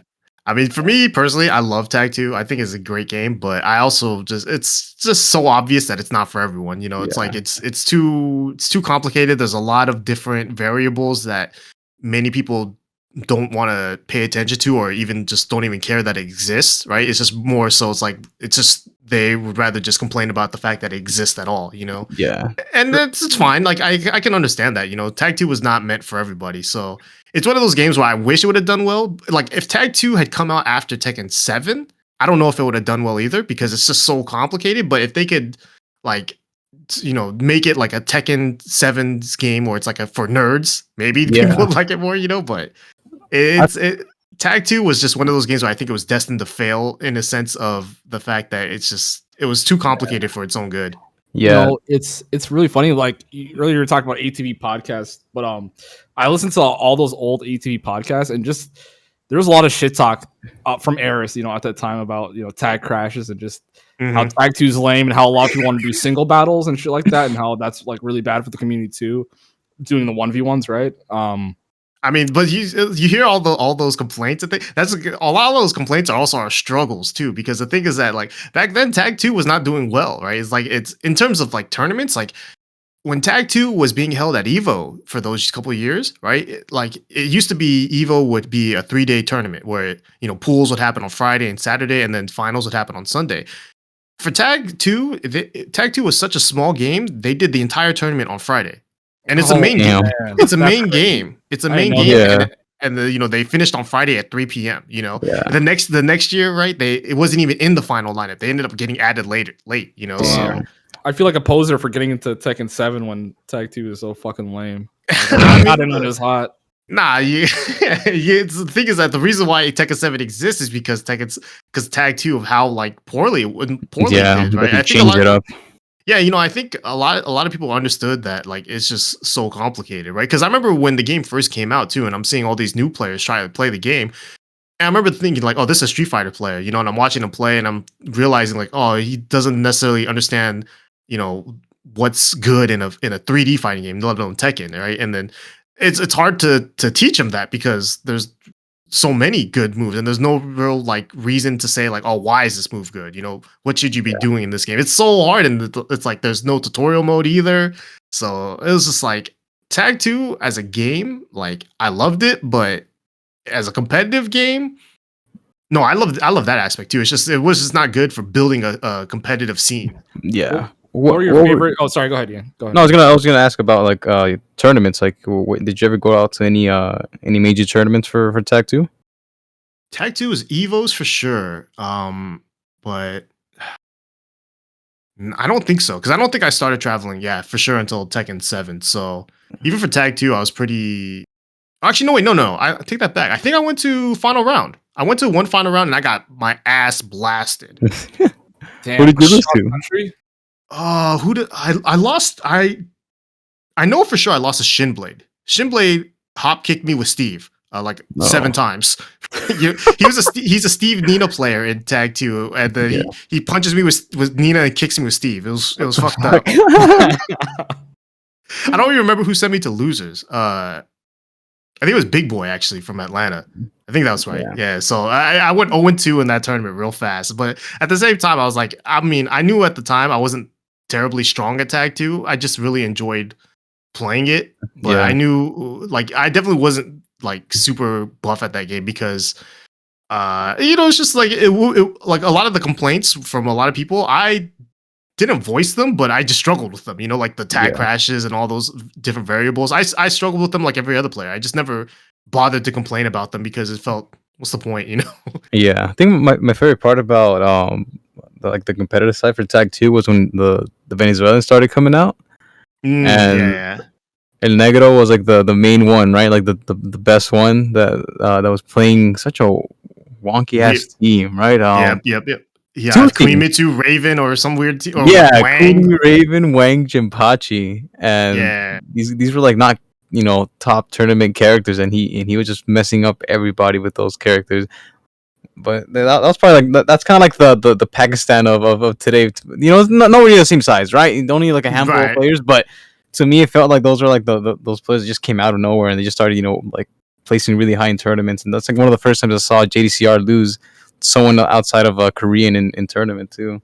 Yeah, and I think that's also just because like we started seeing like not necessarily the growth of just Tekken, but like esports and video games worldwide, I guess, right? So it's like being able to see people like from Venezuela to travel to America to play in final round and things like that were unheard of, thinking about like maybe during the Tekken 5 era or the Tekken 6 era, but like now, in Tag 2 it was more common, and now it's obviously like super common. Now you expect them at every tournament, so it's cool. Were you? So I know like during this times like the Street Fighter 4 revolution, were you dabbling in Street Fighter 4 at all? Oh yeah. I played Street Fighter 4 quite a bit. During like only the vanilla, like during the arcade and the first initial console release. In fact, they had GameStop tournaments for Street Fighter 4 when it first came out on console. And if you I think it was the one that at the end it ended up being like Daigo versus Justin, like the grand finals or whatever. But I ended up I ended up winning the first two. I won the first one. I qualified to go to the second tournament. And the second tournament I ended up getting top 2 because it was me and this other dude, Sanchez. We ended up making the finals, and we both knew that we both qualified for the next tournament, so we just fucked around. And it was like that tournament actually was funny just because it was a lot of people that didn't know anything about like fighting games or arcades or tournaments in general, right? So it's like I'm playing against this one guy who brought his family, and they're holding up signs like saying "Let's go!" Oh god! And we're like, we're like in this tiny ass GameStop, and I'm just thinking, I'm gonna beat you up in front of your family. I remember GameStop. There's a Justin Wong documentary called King of Chinatown, and it covers that whole GameStop tournament.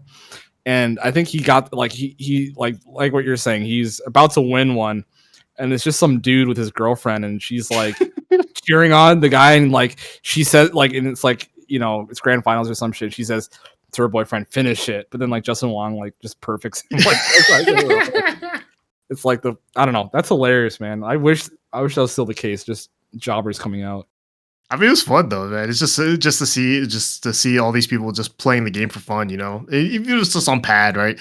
I think I still have those headbands. You got a headband if you won those tournaments. I'm pretty sure I have one of them. I don't have and I think I also won a Street Fighter 4 pad, which I ended up putting into a joystick. So it was a pretty sweet tournament.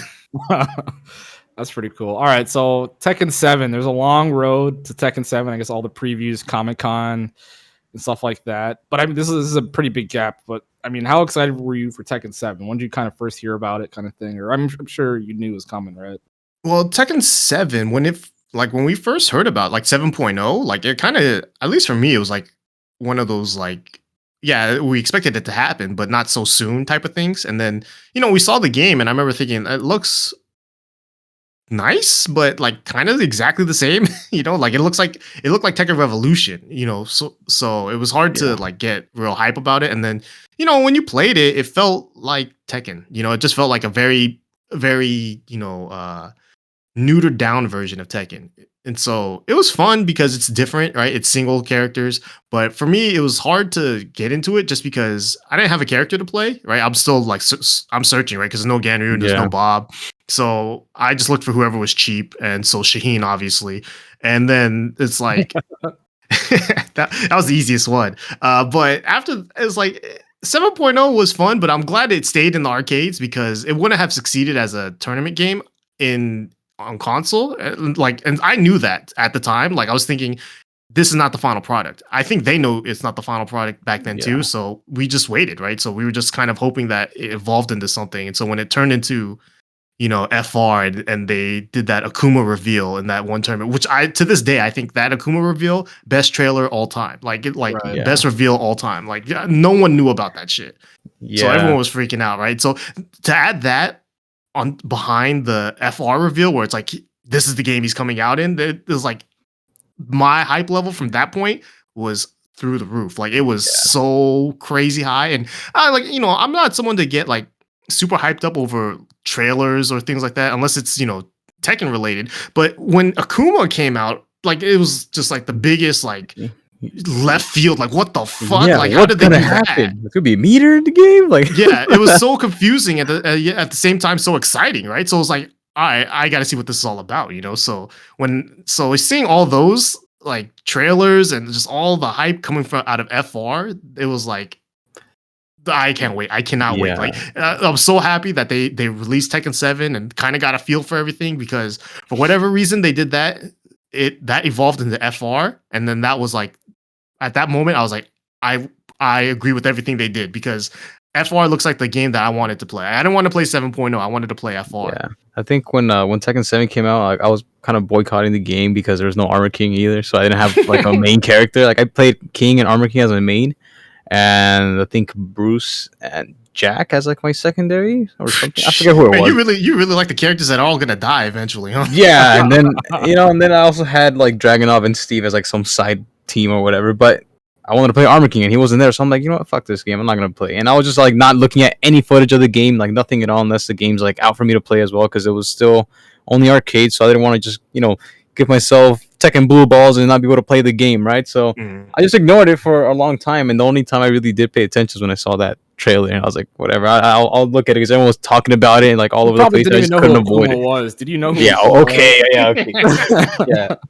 He's a new character in T70. But no, I was just trying to avoid the game until I saw that trailer. That's the only time I really like glanced at the game. I was like, what the fuck's going on?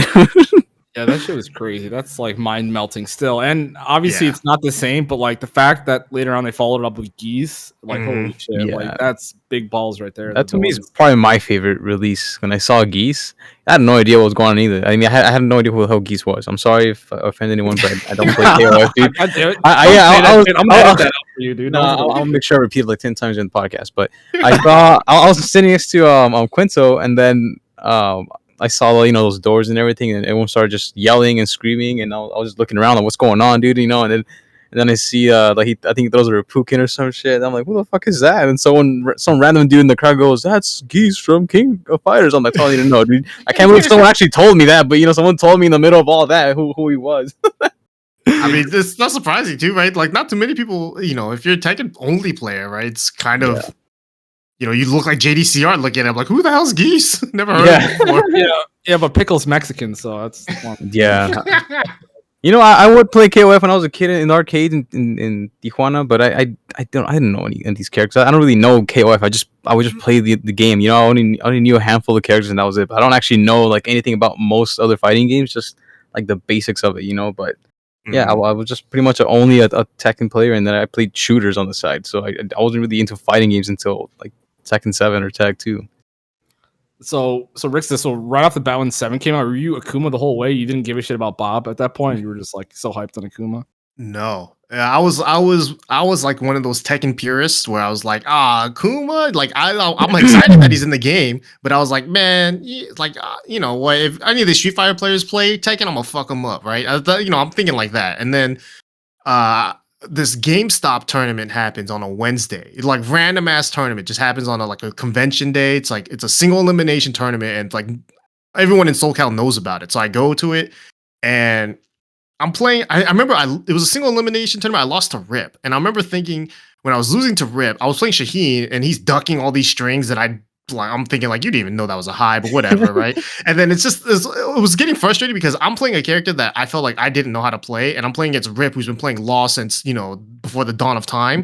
Yeah. So it was like, man, like what the fuck am I supposed to do? Because Shaheen didn't feel special, right? Like he felt like just a regular ass character, right? And so after that tournament, I like it was the first time. I think it was the first or second time I got to play FR, and so I go play casuals against Locke and some other guys, and I'm like, yeah, fuck it, I'll play Akuma, and immediately I was like, this character is fucked up because it was just one of those things where it was like it was so obvious in my mind how he could take advantage of the Tekken system, and so I the first thing I did against everyone I played against casuals, jump. I was jumping all day. I was wanting to see how they react and what I could get away with. And when I saw what I could get away with, I was like, "Hey, SCR is in 2 weeks. I think I can win." That's what I thought. I was like, "Dude, this character for what I could do in like 15 minutes right there, it felt like how much I could take advantage of." And I'm thinking SCRs in 2 weeks, I might be able to actually win that tournament. So that led Akuma was actually only supposed to be a 1 tournament deal in my mind. I thought, right? I was like, I'm gonna play him at this tournament, see how I do. But then at SCR, I ended up getting 4th, right? I lost to Congo Jack's Gigas, and in losers, I lost to Punko, the Akuma. After I lost to his Akuma, I was like, all right, maybe I'm done playing Akuma, right? But then I started watching him play, and when I saw him beat MYK the way he did, I was like, oh, dude, like, there's so much more I could take advantage of. Yeah, like if a Tekken player knows how to play Akuma, like it could, it's way, way better than what Punko was doing, right? Right, because I was watching. I'm just thinking like, all right, he's just doing Street Fighter shit, right? And it's like he's a good fighting game player. Obviously, he's beating Tekken players in a game that he's not really known for. So the fact that he's beating us with Akuma is hella good. And then I'm just watching. I'm just like, but he doesn't know Tekken. It's pretty obvious. Yeah. So if I could just combine both of those things, I'm thinking I might be able to do some work with this character. So Akuma ended up becoming the main, just kind of like a happy accident, I guess. Yeah. Because it was never my intention, but it just ended up happening. Dude, that character has given me so many nightmares, dude. Just from going up to WNF, and then it's like, who do I have to play against? Ricky. And I've never beat you in any tournament. I mean, I play mostly like at WNFs, but every time I would lose to you, dude, I would hit the lab and try and figure out what the hell am I doing wrong against this character? How do I get him off the air? I ended up picking up Lars again and trying to use him to, anti-air you, and I couldn't never figure it out, dude. Like I was going through hell just trying to figure out how to beat this character, and I don't know, like I feel like back then, I remember like even Avi would tell me, "Oh, that character sucks, dude. Akuma was trash." I'm like I was like the only guy just talking shit about this character being fucking ridiculous, and then like you were like the only Akuma player at the time. I feel like at least in Socal, I would not really see many Akuma players, so he was kind of like under the radar in a bit, but I don't know. I always thought the character was just so hard to deal with, and I don't like that matchup even to this day. I mean, it's understandable, right? Because he takes advantage of the system. It's the only reason why I play him. I play him because he does take advantage, and he gets to end the rules in his favor, right? Yeah. So, and honestly, no lie, I think playing Akuma made me a better tournament player overall because my game plan prior to playing Akuma was never as structured as it is now since playing Akuma, because prior to Akuma, right, when I'm just a Ganryu Bob player of the Tekkens, I kind of just go in with the game plan of like, let me just see what works, right? I just hit them and just try to get the win, right? Not really thinking of trying to adapt or anything. But with Akuma, I knew immediately, like, my game plan revolves around a few things, right? But one of the things I'll take advantage of first is jump. I want to see what my opponent does to this, because then it's like, all right, if I jump and they, attack me or they try to interrupt me, for me, I'm thinking, okay, I have a way in now. I'm going to challenge every time. I'm going to just keep jumping, because if they challenge me, eventually they'll lose and I'll win in that exchange, right? If they start sidestepping my jump-ins, then I'm thinking, all right, you can't jump in too much. I gotta slow it down. I gotta rethink my and all of this happened just because I was playing a different style of character. Whereas like prior to that, I didn't think like that. And now because I did play Akuma throughout the beginning of Tekken 7, it translated over to my Ganryu now. So not my Ganryu play is more closer to my Akuma play than it was to my Ganryu play of prior, which is crazy in my mind to think about, considering that I've been playing Ganryu for so long, before and after. But Akuma, I think, had the most impact on my Ganryu play than anything else, just because of how playing a different playstyle ended up making my playstyle in general just a little bit, broader. So I kind of understand the game a little bit more. Yeah, and I think for a while, like maybe because you were like one of the few that was playing Akuma. I feel like a lot of people were always probably prepping, for you in some kind of way. So when you start seeing people, oh, you know how to deal with this, but Akuma kind of has an option to deal with the things that beat him, right? Like if someone's sidestepping, you do have a homie move off of the, your jump ins and stuff like that. So there's always like other options that you have with that character. And I don't know, what made it so hard for me to deal with was it's kind of one of the first few times where I feel like I could not, like, I can't challenge and I can't take advantage of my frames. So whenever I'm plus, I'm like, am I really plus or am I about to eat a DP right now and just get hella pissed and lose a whole round? Because, like that DP would piss me off so much, even if it wouldn't kill me, just getting hit. But I'm like, dude, like this is such bullshit. Like no one has DPs, and when I first started playing the game, I also didn't even know that you could launch them either. I think one of the first few times that I played you in tournament, like I was so nervous because I had a crowd of people at WF watching us, and I blocked the DP.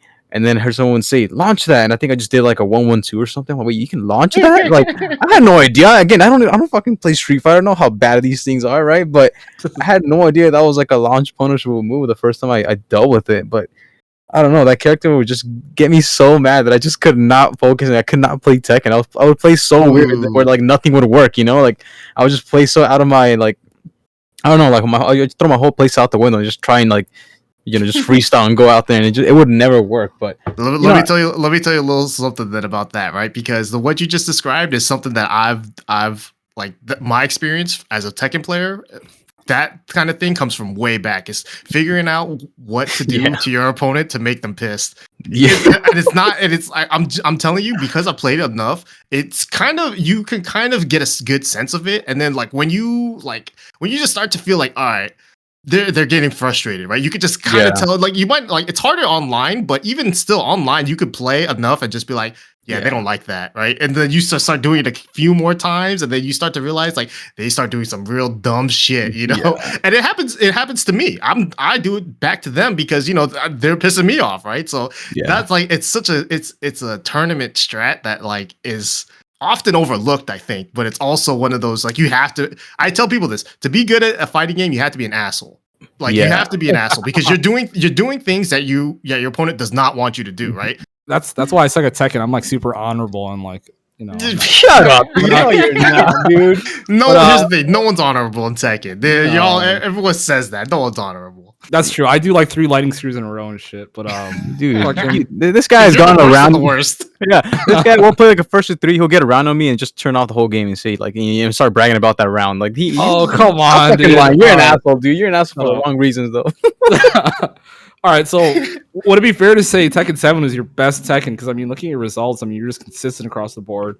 I would definitely say so. I think the Akuma. I mean, right off the bat, it's Akuma helped me out like so much. And I'll say it's the Akuma experience. The fact that there were so many more tournaments happening because prior to Tekken 7, right? Tag 2, we just had weeklies, and Evo every now and then, a few majors. But when Tekken 7 came out, like it felt like that's when more, that was around the time when Street Fighter 5 came out, right? So you got more and more tournaments and more just all these like events happening so often that sponsors too.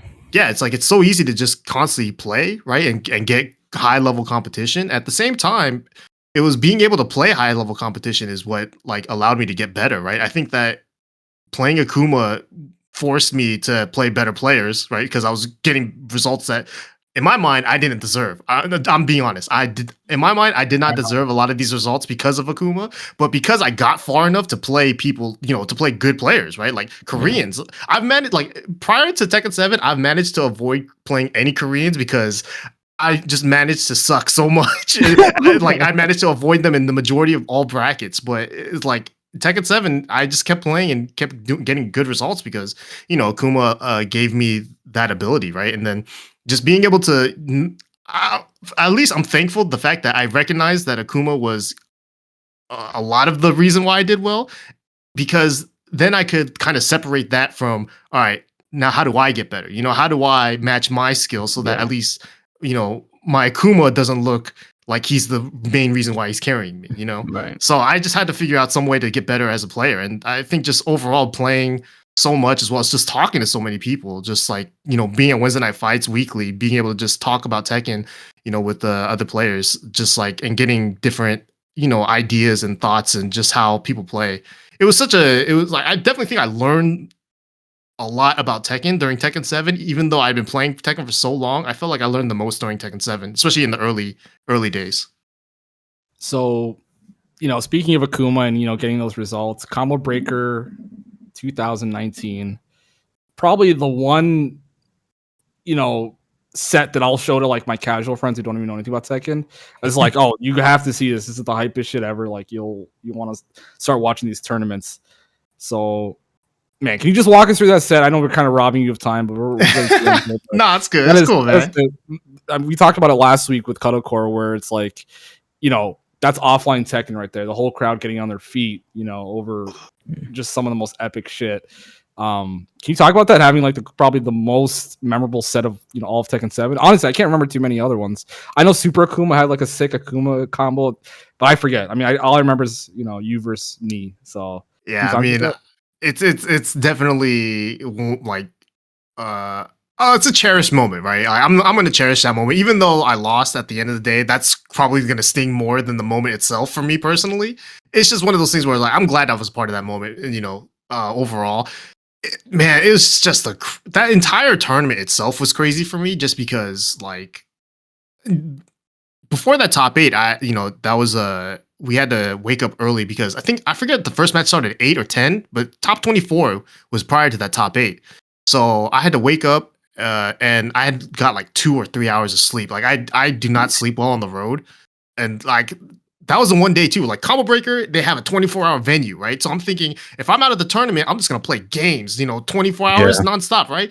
I'm in the tournament still. I'm in winner's side, so I'm thinking, oh, I can't. I got to go to bed, right? So I'm in my room at 12. I'm like, all right, I'll knock out now, and then wake up, and then I'll go to the tournament. I slept at like 5, and I maybe got like an hour of sleep. Like I don't know what the hell was going on. I just could not fall asleep.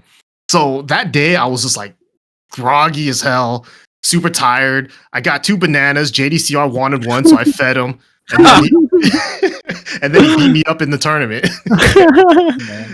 It was like I think I was the first or second match of the day, right? So it was like I'm mad tired, but at the same time I'm thinking, it is what he's tired too, right? We got to play. So me and JDCR play. He beats me, and then between that, I had to wait like a couple hours before I played my next match, which was Speed Kicks, and like that match too was definitely hard, but I kind of felt like I could win that match just because. Yeah, I don't know. It's just Akuma. It's Akuma. Yeah. It's like I felt confident in that match going into it. And then when I went up against Knee, though, the biggest concern for me was what character he was going to pick, because I played him prior to that, Evo Japan. We had played Paul Akuma, and he 6-0'd me so fast that I don't think he remembered we ever played that set. Yeah. It was the fastest set of my entire life, like one of the fastest. And it was one of the most embarrassing sets too, because there's this girl behind us, and I knew she's like a cosplayer, and she said something in Japanese. She's like, "Oh, it's Knee. I need to watch him." And so I'm thinking, "Oh yeah, you need to watch his ass beat. I'm about to give Knee real quick." And then Knee 6-0's me, beats me down. Yeah. And then she goes, "That was fun." And then she walks away. And so there went my day. So, but you know what? I think that because Knee doesn't remember that match, he forgot how badly he beat me up, because when he picked Brian on me, that was like the biggest shock, right? Because I was thinking Devil Jin, Paul. I was honestly thinking Paul, because Paul does really well against Akuma, and I tend to do terrible against Paul. But when he went to Brian, I was like, all right, first things first, he's trying to show off, right? Because he's a Brian main. But for me personally, I was like, I don't like the Knee that plays Steve. I wasn't a fan of Paul's Knee. I was a fan of Brian Knee. So the fact that he played Brian against me, I didn't take it as disrespect. I took it as like almost like a finally. I was like, all right, I want to play against this. I want to play against the character that you're most known for, even though if it's not your best character, and I definitely don't think it was his best character at the time. Yeah. But just playing that set, the confidence kept growing throughout the set, even though like I was losing early on. I just felt like, I could tell right off the bat that he was really trying to do anti-Akuma shit as well as also style on me. So I knew the first part was gonna be a tough part to get through, but the second part, him trying to style on me, I was like, I can take advantage of that. I know for certain I can take advantage of What that. was he trying to do? Like, was he trying to do like Taunt uppers. He's trying to taunt jet upper. I knew it too immediately, right? I could tell because I'm back rolling all these things and he's already taunting and like dashing up real aggressive. And so I'm like, oh, he's trying to show off, you know. And it's I don't take any like disrespect to that. I'm thinking, all right, yeah, it's a show, right? You got to try to show off. So I just when I saw it though, I was like, that's my way in. That's the only way I can win is by kind of taking advantage of those small moments and then hopefully just snowballing it. And the first game didn't go my way. The second game definitely went my way with some random bullshit that happened. I killed him with the Tatsu, a heavy Tatsu, which I think was actually supposed to be a while standing 4-4. Yeah. Oh my god, are you serious? Yeah, so that shows you what my hands were doing, right? Like my hands were not in my hands were definitely overthinking. They were mashing real hard. And I could tell. Your commentary is like, oh, genius Tatsu. I'm sure. Yeah. It was just one of those things where I was like, man, like it's working out, but my hands are not doing what I want them to do. And then the third game was the big one, right? And I got a good start, and I thought the momentum was on my side. And then when that round happened, where I was winning, and then I dropped the FADC combo off the Shoryuken. And everyone that watched was like, "Why are you being so greedy? Why would you not spend it?" And I heard of that. Yeah, it's so frustrating because a couple hours prior to that, I was talking to Rip, and Rip was like, "How come you never do back one combos with Akuma?" Right? And I'm thinking, just do jab DP and then I'll FADC. I'll never drop that combo. Yeah, it's easier. Never drop that. That's what I said. I said never. And then in that moment, I drop it. And I was like, right then, Rip's words came back to me, and I was like, oh fuck, I gotta win this round. I'm panicked, right? And so like some shit happens. He whiffs something, and I think I tried to punish with 1-2, and the one was just too far off, so I missed. And then he launched me right then and there. I was like, all right, how much meter do I have? How much health do I have? That's what I looked at. I looked at my meter and my health, and I'm like, all right, I have enough health to survive a mix up if it's not a taunt jet upper. I have full meter, obviously, so. What the hell am I going to do with this? And I honestly, one strat that I've ever heard, this is a strat that I've heard from Street Fighter players. This dude Sanchez, he says, never die with meter. Never die with meter. And I was like, I looked at my meter. I'm like, if I'm going out spending, so I spent it on the super. And let me just tell you, I definitely thought I died. 100%. I think everyone thought you died. I was watching. I'm like, oh, you're dead. Mm-hmm. But that slow-mo felt like forever, dude. Like it was such a long slow-mo, and then you see the Kuma, step back, and then it's like, what the fuck? Like it was crazy. Your facial expression was hilarious too. You like grabbed your heart, and I was like, holy shit. Like this is crazy. Yeah, because that was my genuine reaction. I thought I was dead. So when I saw that my character was alive, it's like, you're shocked, right? My face was shocked because I was like, how the fuck did I live? How did I kill him? What sorcery did I do here? And then, but there's a handful of things that happened there, right? This is the crowd making all this noise, which was insane. It was like it was too loud. It must have been the loudest reaction that whole weekend, right? It's weird. It's weird because when I remember when Evo ended up getting real big, when the crowd noise started sounding fake, because it gets so big that you just hear the crowd and it's like, wow, it sounds like it's piped in from speakers, right? Yeah. Right. But that one, you felt like because everyone was yelling, and they were so close to the stage, you could feel the bass, pushing the stage around. I was like, what the fuck is happening? And then, so I freaked out, and then I'm like, all right, I have to win this last round.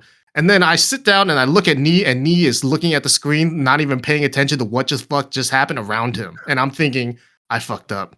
Yeah, he had a small little he was like what? But he instantly back to business. He locked in a lot faster than I did because if I had seen him look back, I would have been like, oh, okay, he's a little flustered, right? I didn't see that. I only saw him locked in. So in my mind, I thought he did not give a shit about what just happened. Yeah. So you ever hear that?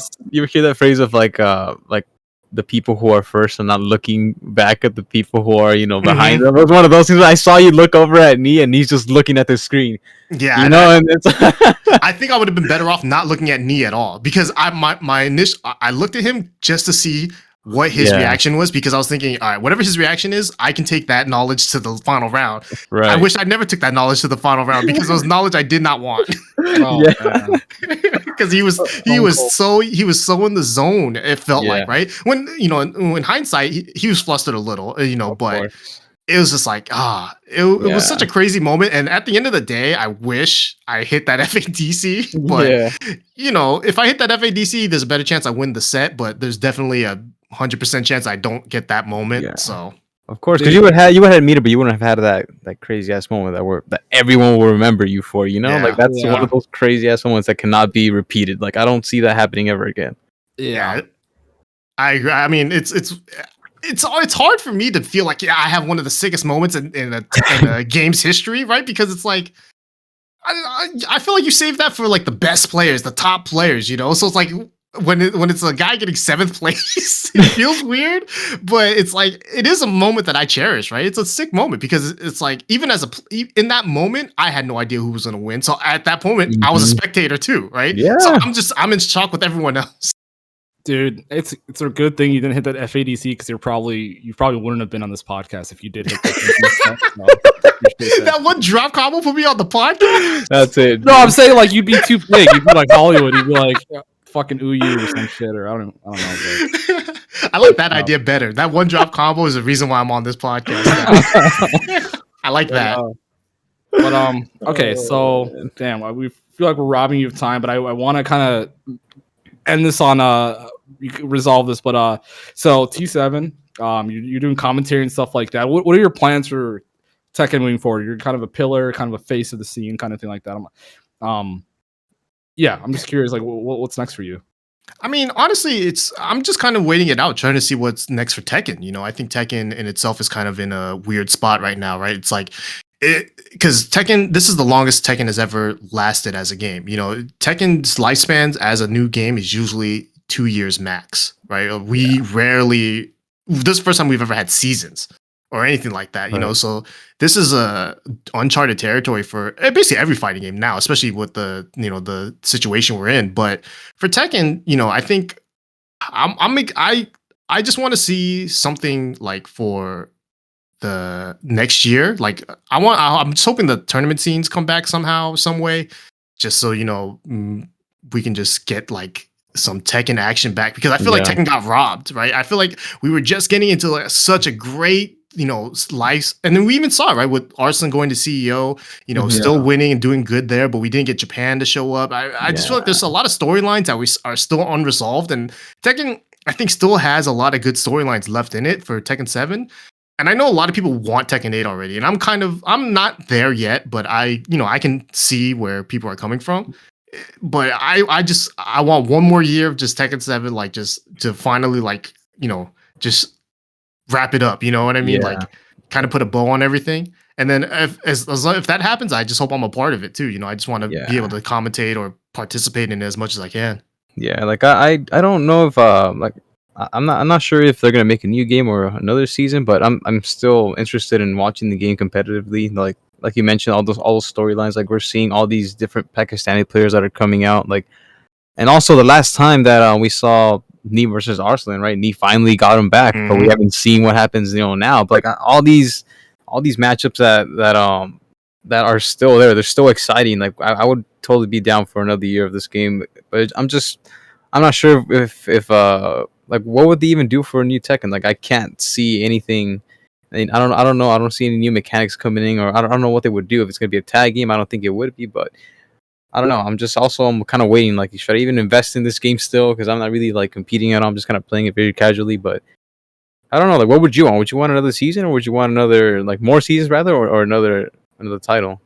I mean, I'm okay with one more season, but I'm okay honestly if they don't do one more season and they just let the game rock for what it is for the final, right? And then just say like this is the final version of the game, and then the new Tekken's gonna come out soon, hopefully. And I mean, the thing is that Tekken hasn't. I mean, it's it's evolved in a weird way. Like Tekken 5 and Tekken 6, it was kind of like just piling on top of each other in terms of like mechanics, and then you got overboard with Tag 2, right? Like mechanics were overboard, right? And then they toned it down a ton with Tekken 7. So they could start adding mechanics back, right? They could maybe make the throw game, back to revert it to what it was before. Maybe make Oki a little bit different. I think that there's a lot of different directions they could go. For me, I want to play the game the way they design it, though. I don't really like to play God in fighting games. Yeah, request things. Yeah, yeah, just because I know number one, it's like I'm selfish, right? I'm gonna ask for dope things for my own benefit, but it's also like, I don't know what makes a good fighting game good. It's like I might have ideas, but it might not translate, so nicely into fighting games. So when it comes down to Tekken, though, a new season would be sick. I don't know if they can do a new season though, and then to be honest, I don't know if they will do a new season. I think they're probably just gonna go for another Tekken, but I don't know. I mean, I have no idea. I just hope that whatever comes for 2022, at least as a competitor, Tekken 7 is still around because I think there's still so many storylines that are left unfinished that I think need to have some sort of resolution. Yeah, and do you think this game would die off if another another one comes out? Tekken 8 comes out? Yeah, I think so. I think Tekken always self-cannibalizes itself because it's never had a game outlive itself other than like Tag 1. And Tag 1 was a very it was just because Tekken 4 was so different, right? So unless Tekken 8 is so drastically different from Tekken 7 that people don't want to switch, which I don't see happening. I think Tekken 8 will just be the new Tekken from here on out if that's a new Tekken that they go with. For sure. And are you going to step up commentary, do you think, or just keep it at the level you're at kind of here and there? Just see how it goes. I'm as a commentator, I love doing it, but it's also one of those things where it's like I love competing so much too. It's the main reason why I even play fighting games. Right, the competition aspect of it is like the big thing. So I love commentating about. I love talking about the knowledge that that I see from other players, and can share knowledge with other players, but. And just being able to compete is nothing like it, So I think I'm just gonna be greedy and try to do both as much as I can, just because it's so fun to be able to commentate as well as compete. For sure, it's like a survival horror, dude. It's that thrill. It can't be that thrill. But okay, well, we've robbed you of more time than I said that we would be doing this. But Rickstah, where can the people find you? Your go-to Tekken Twitch streams and all that. What are your socials? You can follow me on Twitter and at Twitch on Ricksteezy, Ricksteezy. 3 E's, right? Yes. Man, awesome. Whoever took Rickstah on Twitch or on Twitter ruined my entire I could have just said Rickstah, but now it's like I gotta say 3 E's. Yeah, you gotta count them out. Yep. For sure. But dude, thank you so much, man. I think both of us definitely always admired you. You're just you're like a bright, I don't even know what the word is, but you're like just a fun person out the night sky, dude. Yeah, something like that. At every turn, you're just always laughing. You're always bringing the fun. I feel like you probably underestimate yourself, like how much fun you bring to Tekken. So yeah, appreciate you. I'm glad to hear that from you, honestly. Yeah, thank you for dropping that FGC combo, dude. Yeah. Sure. Oh man. All right, you're welcome. That's the first time I've ever said that about that. You're welcome. just own it, dude. But thanks for coming on, dude. Yeah, man. Thank you. All right, buddy. All right. Peace.